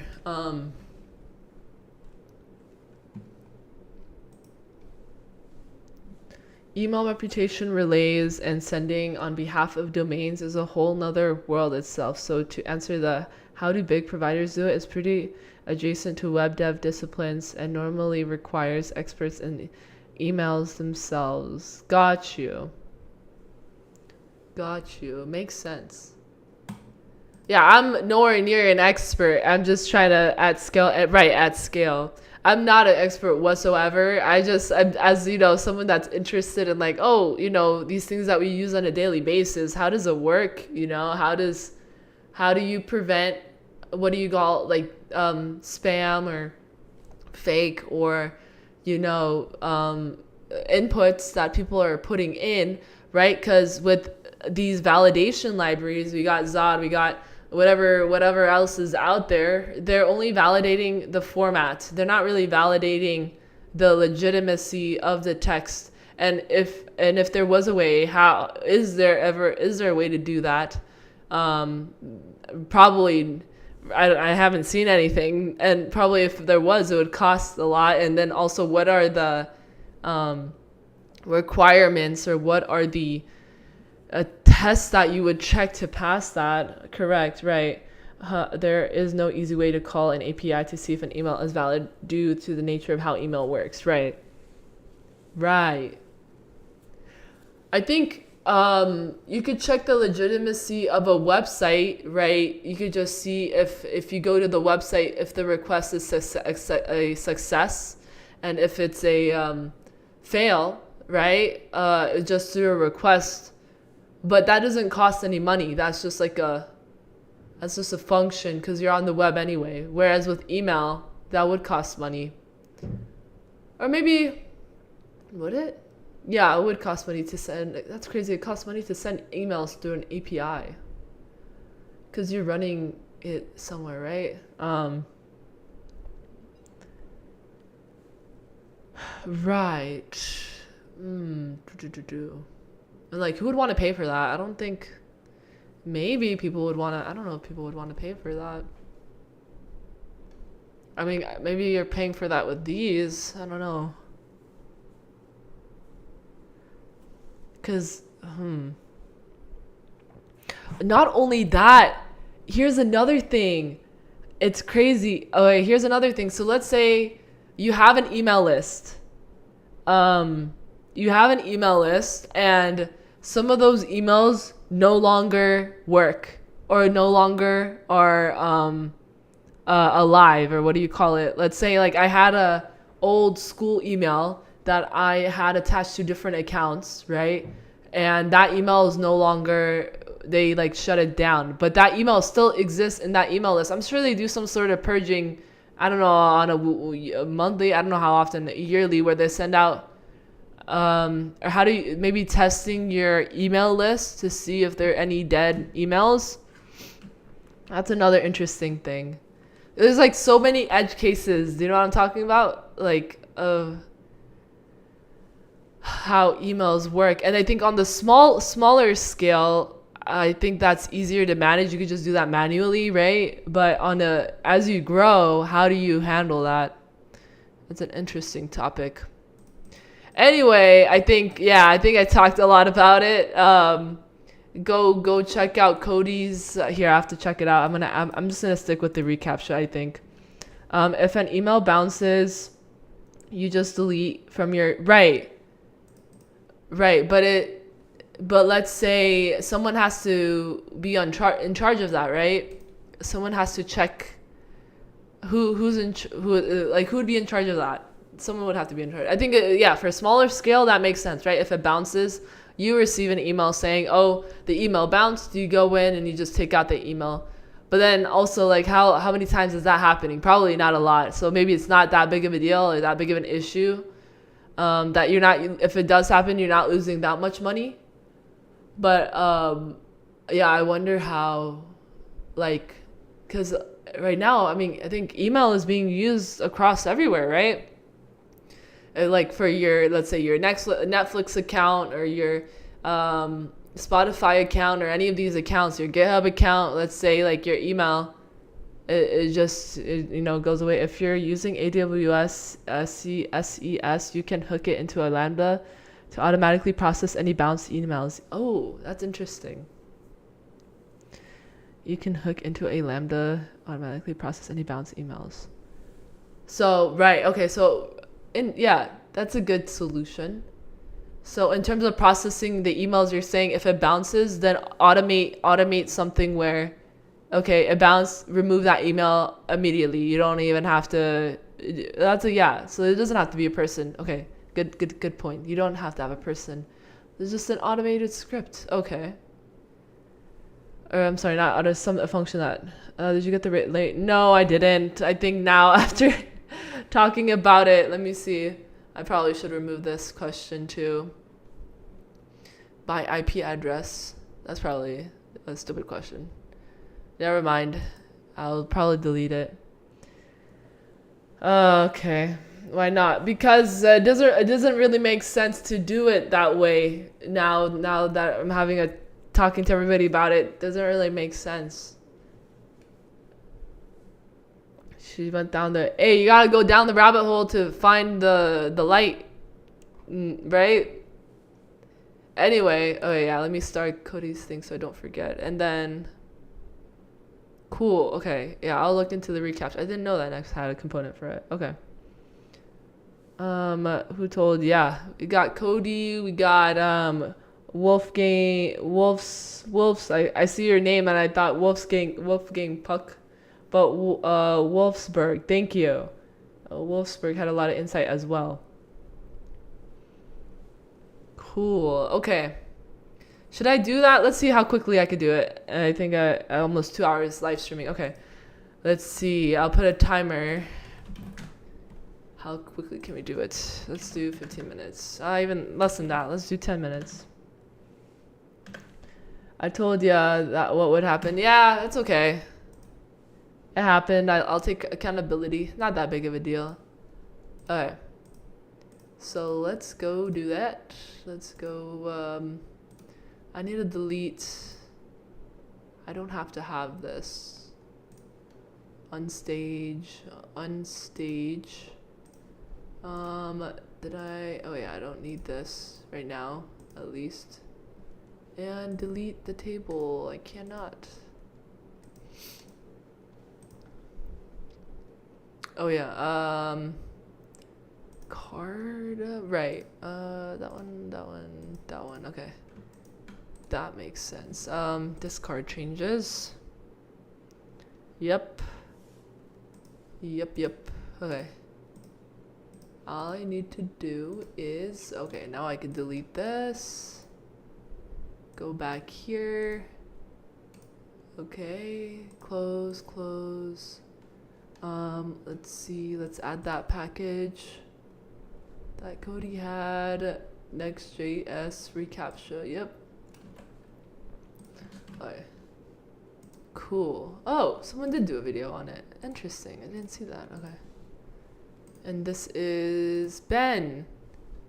Let's go give Ben a follow. Let me, okay, and I'll give him a follow here. I need to go to my other account. I'll save it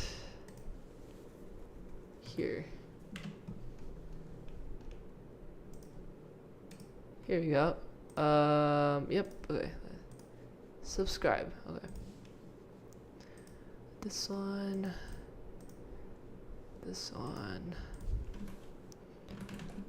Okay, gotta do that. Then we got to add this to our example. Okay. What's up? Okay. Gotta do that. I gotta add it to thingy too. Okay, generate it here. Get started.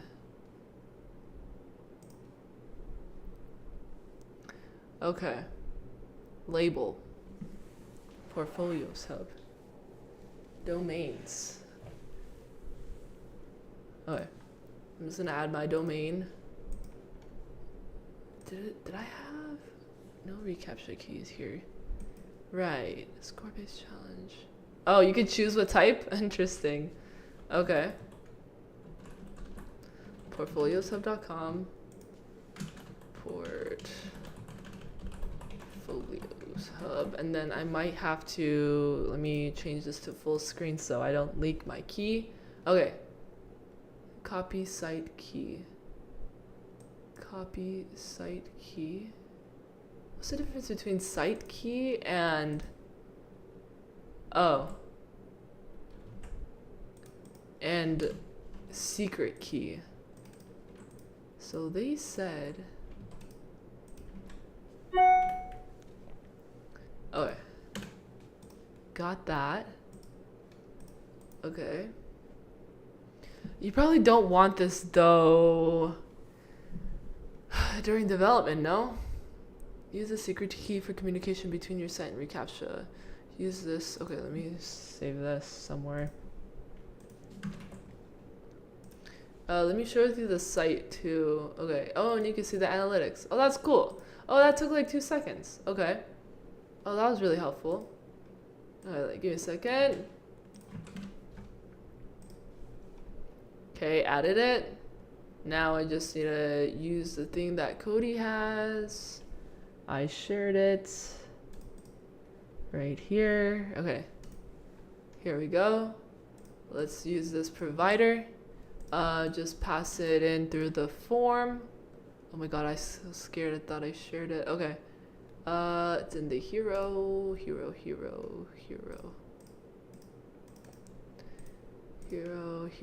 Okay. It's in the submit form right here. If you're using, oh yeah, let me see what you guys say. My boss said, okay. Put the form in here. Put this here. This here. Process. Okay.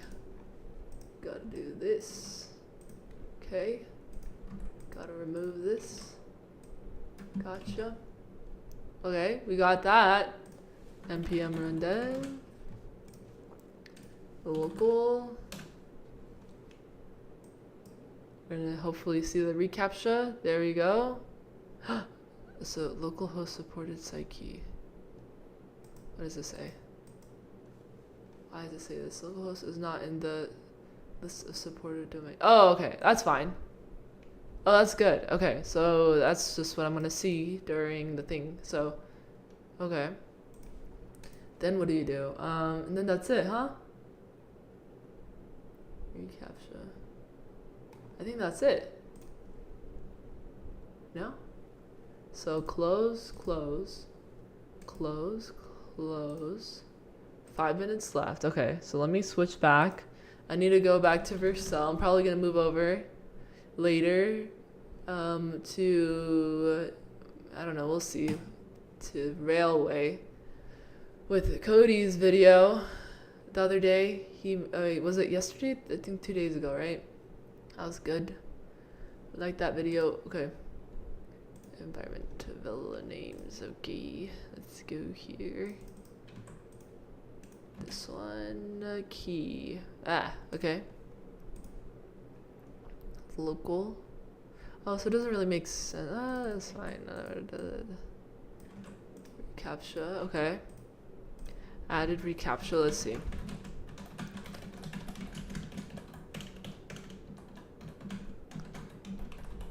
I don't know if I spelled that right. It's okay. Alright, we're gonna push. We're gonna see what happens. If it doesn't work, if it does work. Close, close. We're here. Oh, that's dev. Okay, let's go back. Okay, 2 minutes. I said we could do this in 10. We went to Vercel. Building. Let's hope it doesn't fail.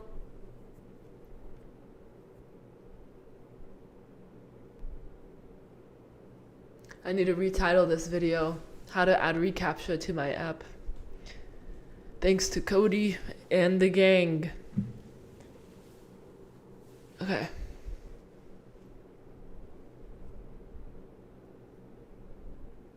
Does anybody else do reCAPTCHA, or is it only Google? Or can only Google do it? I don't know. What does it look like on other web browsers? Probably should be browser, cross-browser, no? Okay, it's building.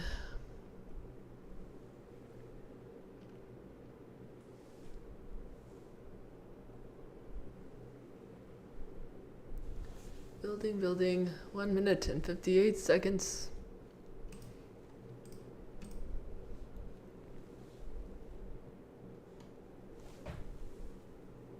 There we go. Okay, let's see. Cross your fingers. Yay! Took 10 minutes. Okay, you should add "Are you a robot?" one that makes sure users click bikes and stop signs. I should. Yeah, I probably should change it to that. What happens now? Let's see.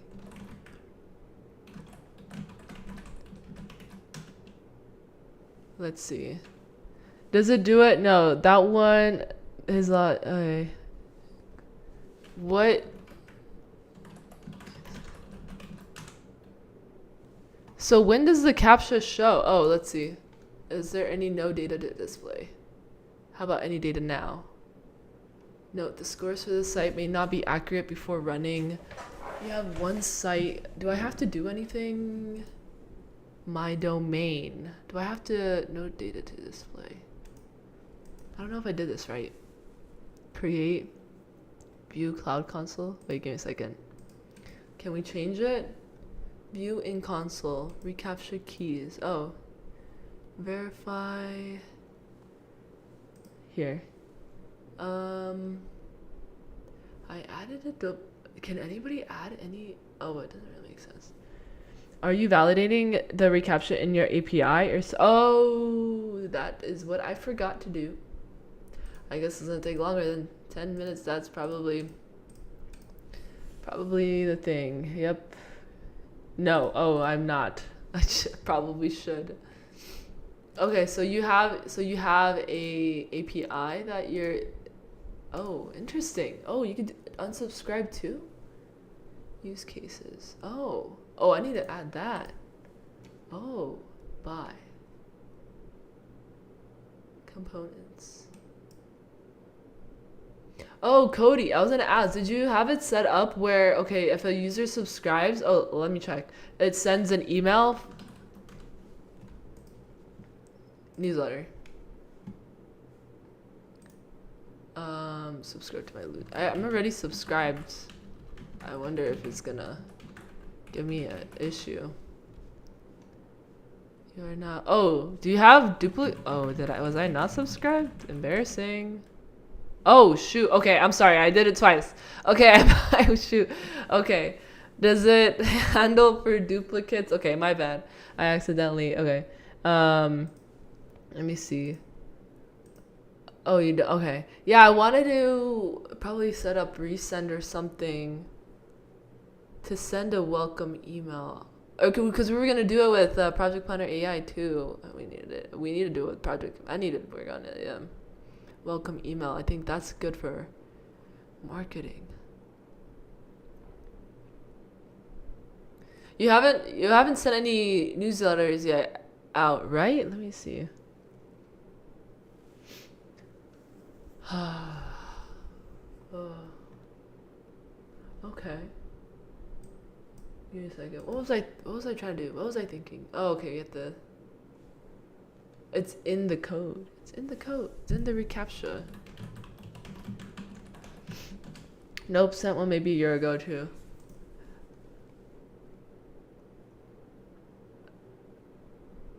Let's see. Low-key, I just think about sometimes using like subset. Find the use. Oh, okay. Subscribe user case. Okay. Don't. Data access services use case subscriptions verify reCAPTCHA. There you go. There you go. Oh, okay. Verify reCAPTCHA services CAPTCHA.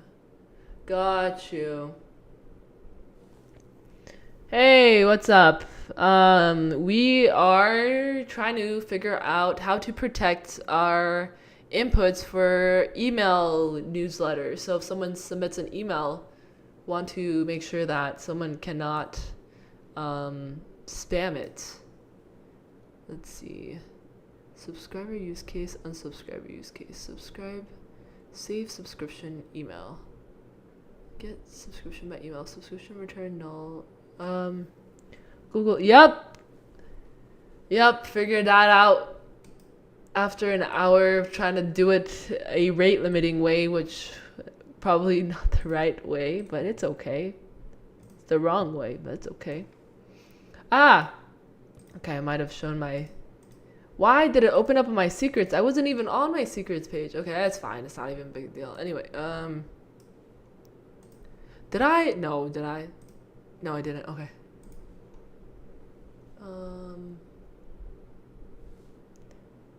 Rate limiting is also right way.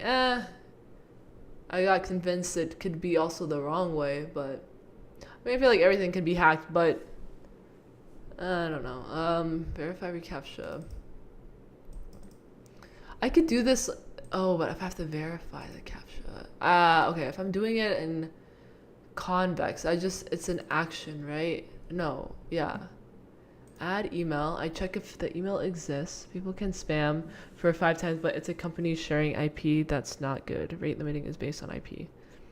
I know, but based on IP, you can change there's ways to change your IP address. So you could do it that way too, no?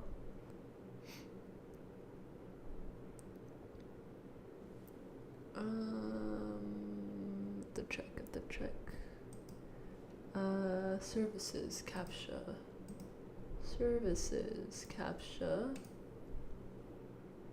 We're doing. Oh. How do I add this in here? Let's see. Oh, I could. Can't I? Fetch. Where am I doing that? I'm doing that somewhere else. Oh, I am doing that. Wait, I'm doing that in this other project that I'm doing. Oh my god, too many projects. Oh, do you know how I could open it? Very simple. I could go here, I could go here, go here. Awesome. Go here, go here, go here. Where is it? No, not that one. No, not that one. Is it this one? No. Oh, maybe I don't have it here. Util? No. How did I do it? Don't tell me. Did I? No. Join, create, room. Room, where was... I have a third-party API that I'm using. Where am I doing that? Okay, why am I making this more complicated? Because API ID movie types movie query use query movie.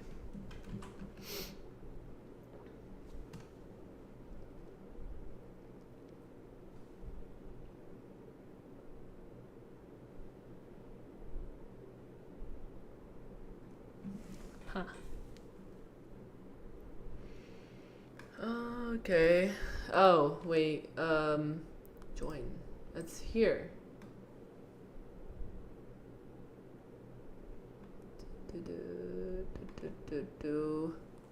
Search movies. Oh!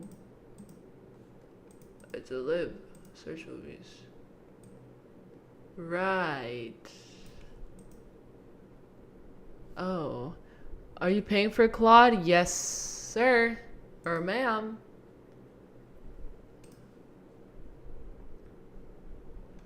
I moved over. I was using ChatGPT, but then I heard people saying that Claude is better. So, that's why I moved. Okay, so we could, yep. This one, yep. Verify CAPTCHA.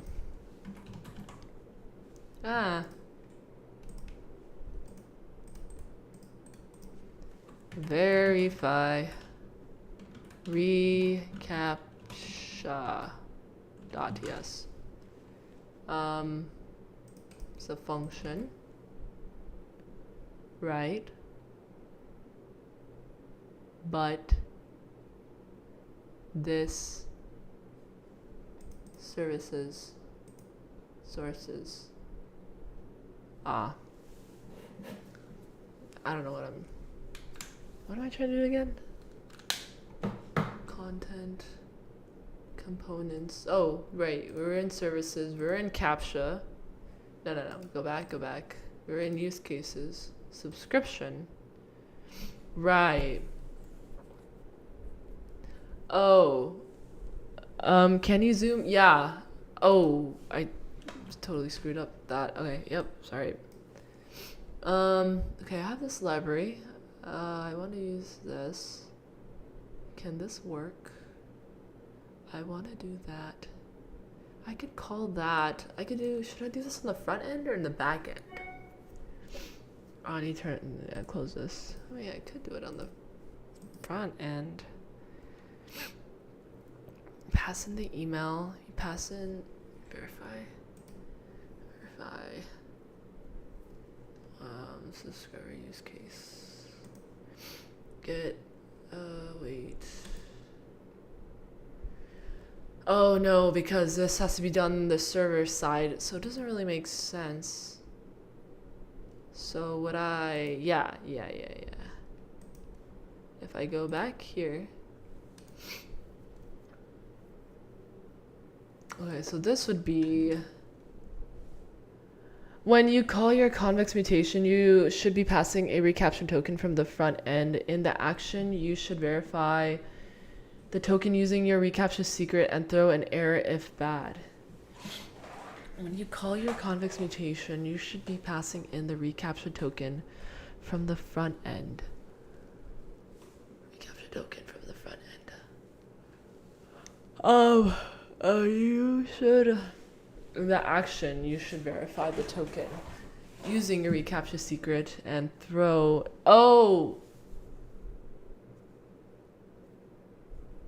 I see what you mean. Okay, wait, so just to clarify.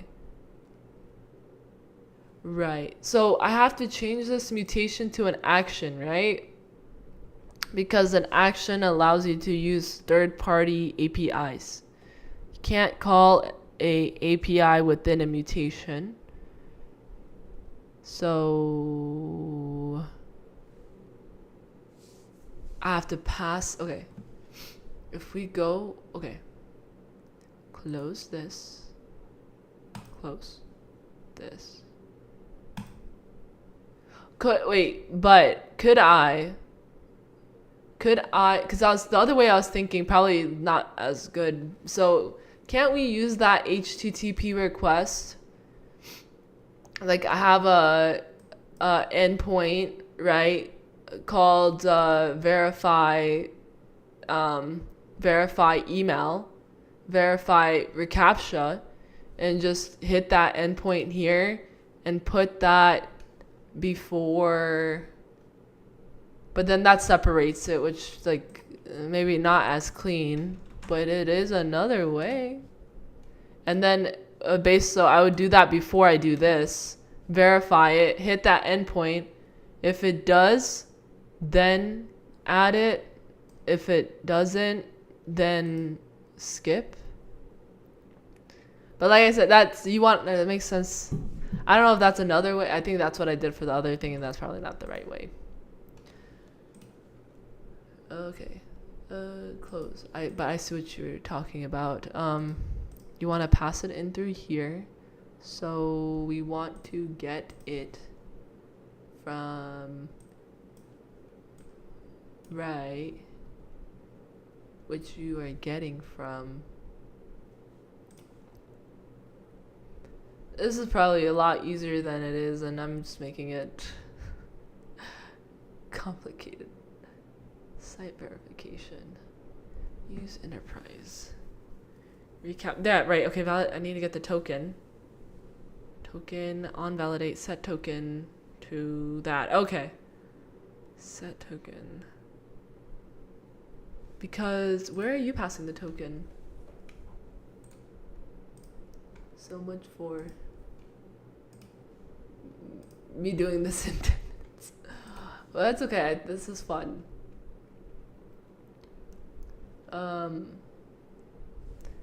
Subscribe form. Right. Components. No. Go back. App, landing, components, subscribe form. You have the reCAPTCHA provider. Oh, okay. reCAPTCHA execute.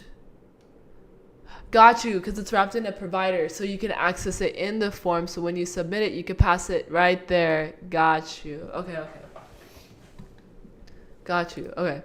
So, okay, we're passing it to the form. We have access to it. It's in here. I should probably separate my forms too. Newsletter form. I should probably do that. Let me separate it. Newsletter dash form.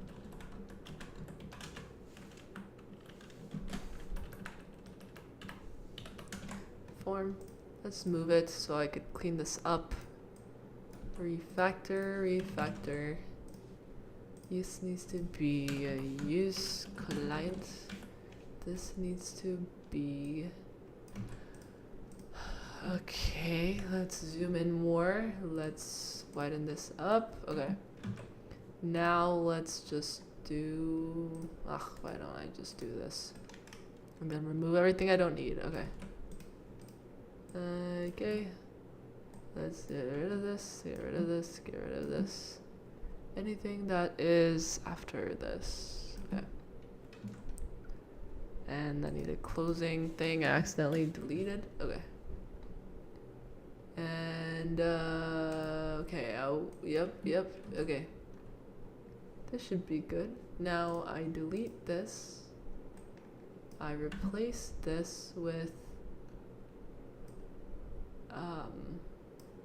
replace, delete, get rid of this, delete.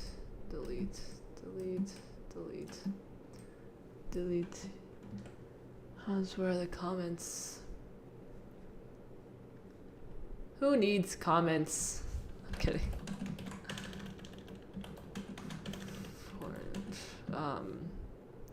Newsletter form. Yep.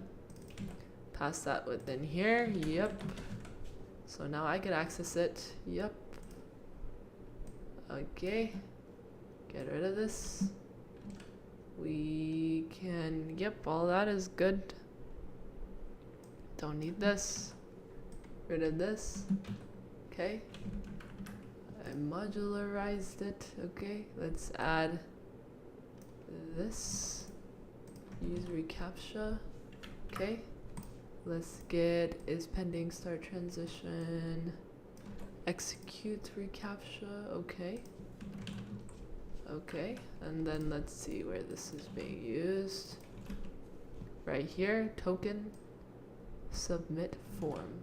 Form submit. Form, do you have an identifier? No, it's just, okay, it's just that, okay. On submit. Oh, would I do that? Probably here, huh? Add it, reCAPTCHA token. Okay, and then I have to update this. CAPTCHA token string. Okay. Then I would do the check that you mentioned. But how does it work? Though? Yeah, 1 second. Let's see. Well, before, okay, I have to check if, let's see what this is. If there's an actual token that, oh yeah, this doesn't work in dev or with localhost. Okay. Nobody knows without comments.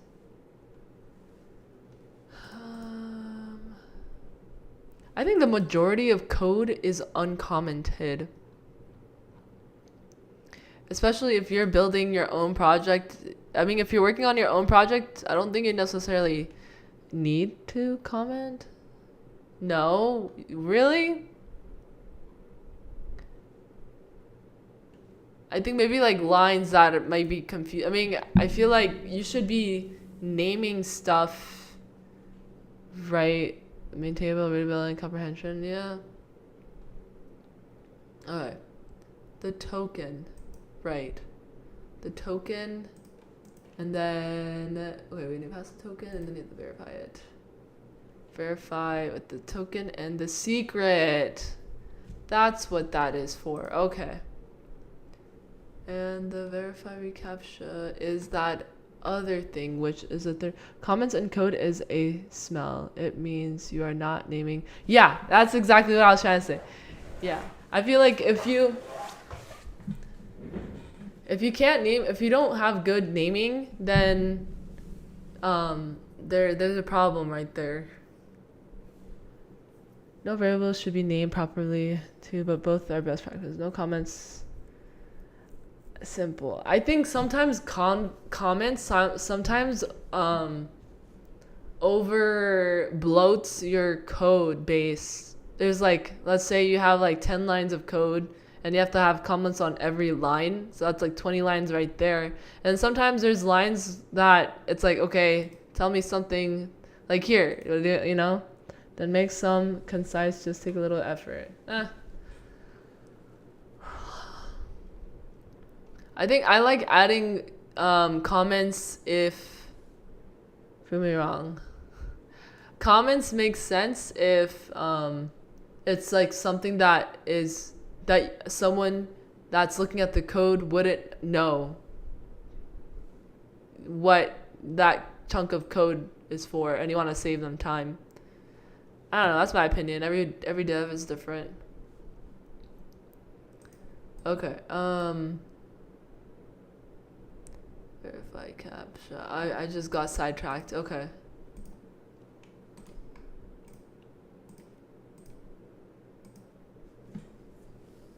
Services CAPTCHA. This one. Yep. This one. I need to use the action. So would I just create an internal? No.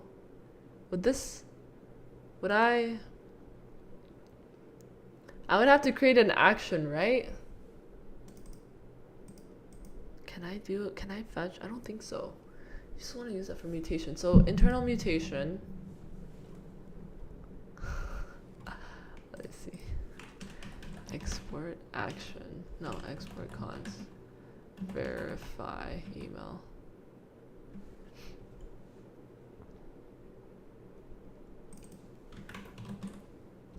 Action. Email.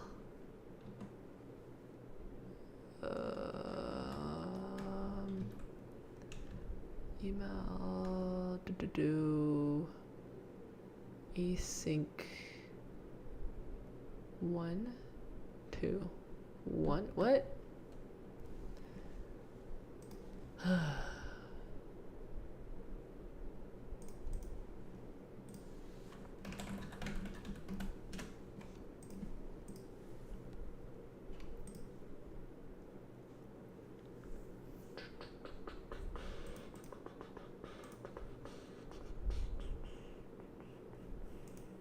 Do something. Yeah, do something. Okay.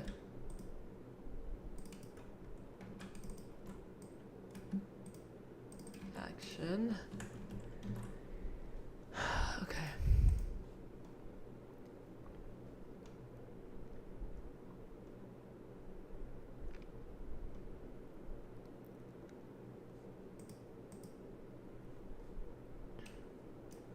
This is what I'm trying to do.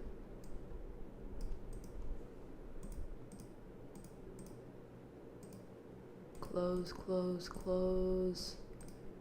Yep. Yep. This is what I'm trying to do. Ah.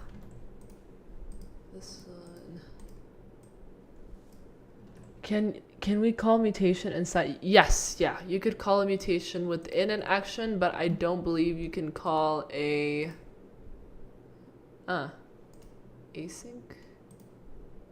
Oh, I didn't add async.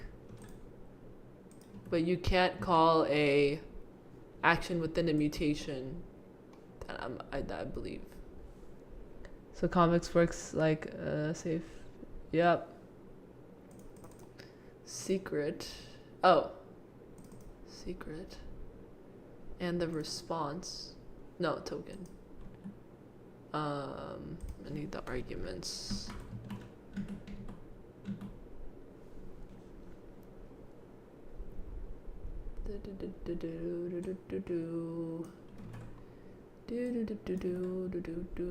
This one you don't need that technically. I think this should be internal mutation. You have to schedule an action from you have to schedule scheduler an action from a mutation, I think. An action from a mutation.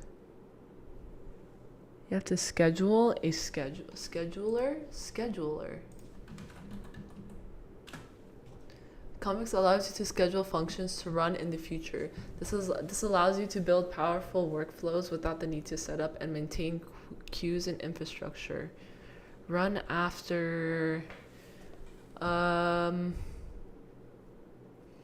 you can schedule public functions and internal functions for mutations and actions via the schedule provider. Rest of the arguments are pathed to the function and its arguments similar to invoking a function from the client.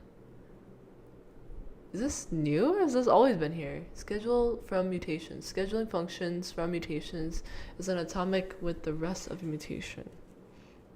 Unlike mutations, actions don't execute a single database action. Thus, scheduling from actions. You don't need this for what you're trying to do. Oh, okay. But you're just talking about... But what I'm trying to do is fine, right? I just, I am trying to do an action. And then an internal mutation. I could do a mutation. It has to be internal though, right? Because if I want to call it from action. Let me double check. reCAPTCHA token. Args. Cannot find args. What? Oh, because I need the CTX and the args. Oh. Okay. And then this one, process, secret key. And this should not be public. You want it internal so that no one abuses your mutation and bypasses the CAPTCHA check. Oh, okay. So the action should be internal.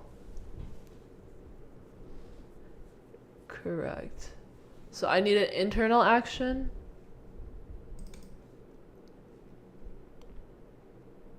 Wait. I don't want anybody to abuse this. Internal action. Whoa. Mutation is internal. Got you. Okay. So yes, okay, that's right. Okay, mutation is internal. Right, because if it wasn't, then, okay, like you said, they can abuse it. Right, okay. Right. Can someone abuse this action? No, right? Because you're going through this first. So you can't reach this internal mutation until you reach this, or until you pass this action. reCAPTCHA secrets key. You named it. I saw you have it right here. That you pass it in. Okay, so it's this one, then this one. This one, then this one. This one. reCAPTCHA secret .env. Okay, so let me add that to here.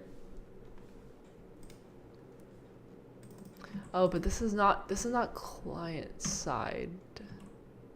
That has to be server side. Convex env bars. Because we're doing it from the server. So let me go add that there.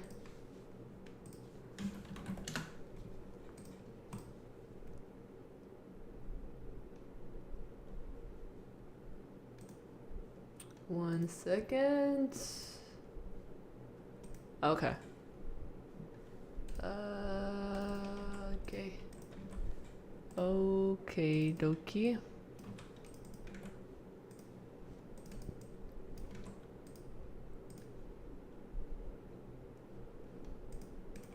Okay. Added it there. So I think we should be good. Let me delete this. Okay. Let me close this. Okay. Let me go back to our code. Okay. So we are here. We're receiving that. Right. Close here. We're doing that. We are gonna await the response. Ah.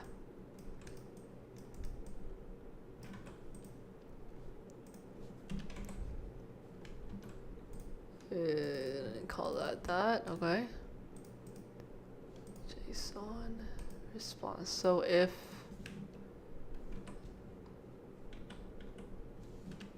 otherwise we want to run that internal mutation. Otherwise okay. Add email. Newsletter internal import. Oh, internal, is that also there? No. Oh, it is. Oh, it's within there.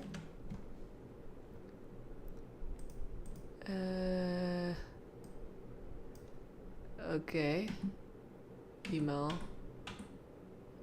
Right. Okay. Add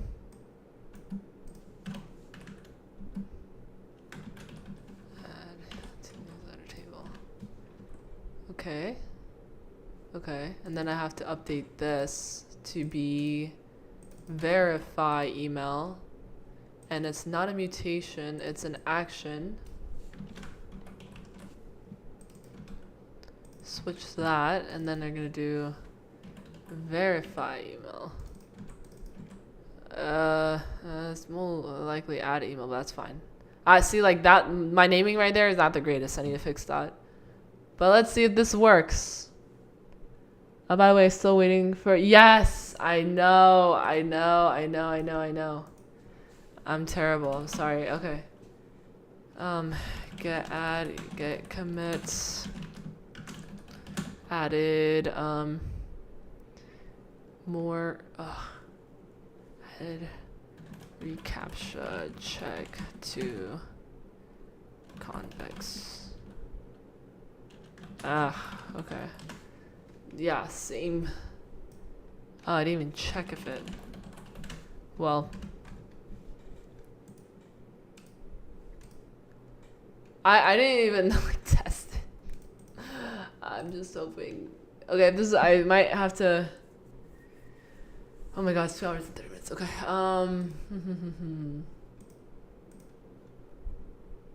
Where was this? Oh yeah. Okay, I'm gonna have convex open so I make sure that if it gives me an error, logs. Okay. And then the next issue that I'm facing, I need to fix or figure out, okay, not figure out, I need to make better. I'm using a lot of bandwidth, image bandwidth, file bandwidth. I mean, I guess that's what happens if you have a lot of things. I don't know how to figure it out. Okay, let's see. Did it get pushed? Yep. Okay, let's try it again. reCAPTCHA. So I don't know if it's gonna give me an error. I didn't, okay. Did it run? Yeah. Success. It did it correctly. How do I test this? Oh yeah, I have to go to my reCAPTCHA thing, no? Where did the reCAPTCHA Google to see if it went through it? Admin. Still no. Okay, I have to look into this. I probably did not do something right.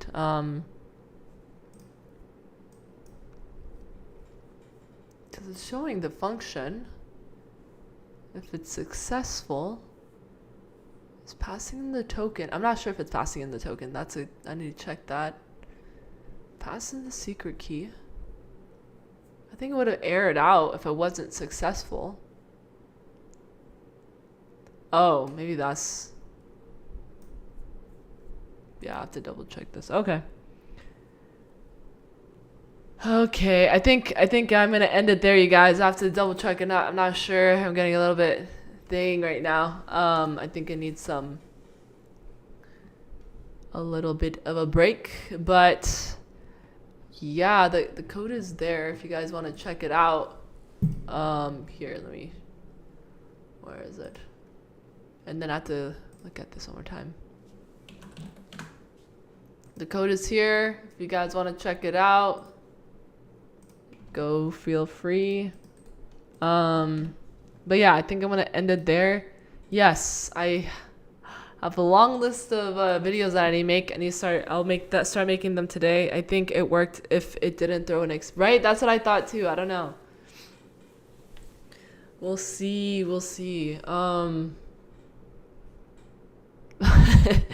I'm always like skeptical. If it didn't throw an error, does it mean that it did work? Or like maybe, because sometimes I'm like, oh, it works, and then I look into it and I'm like, oh, I didn't tell it to throw an error if it didn't work.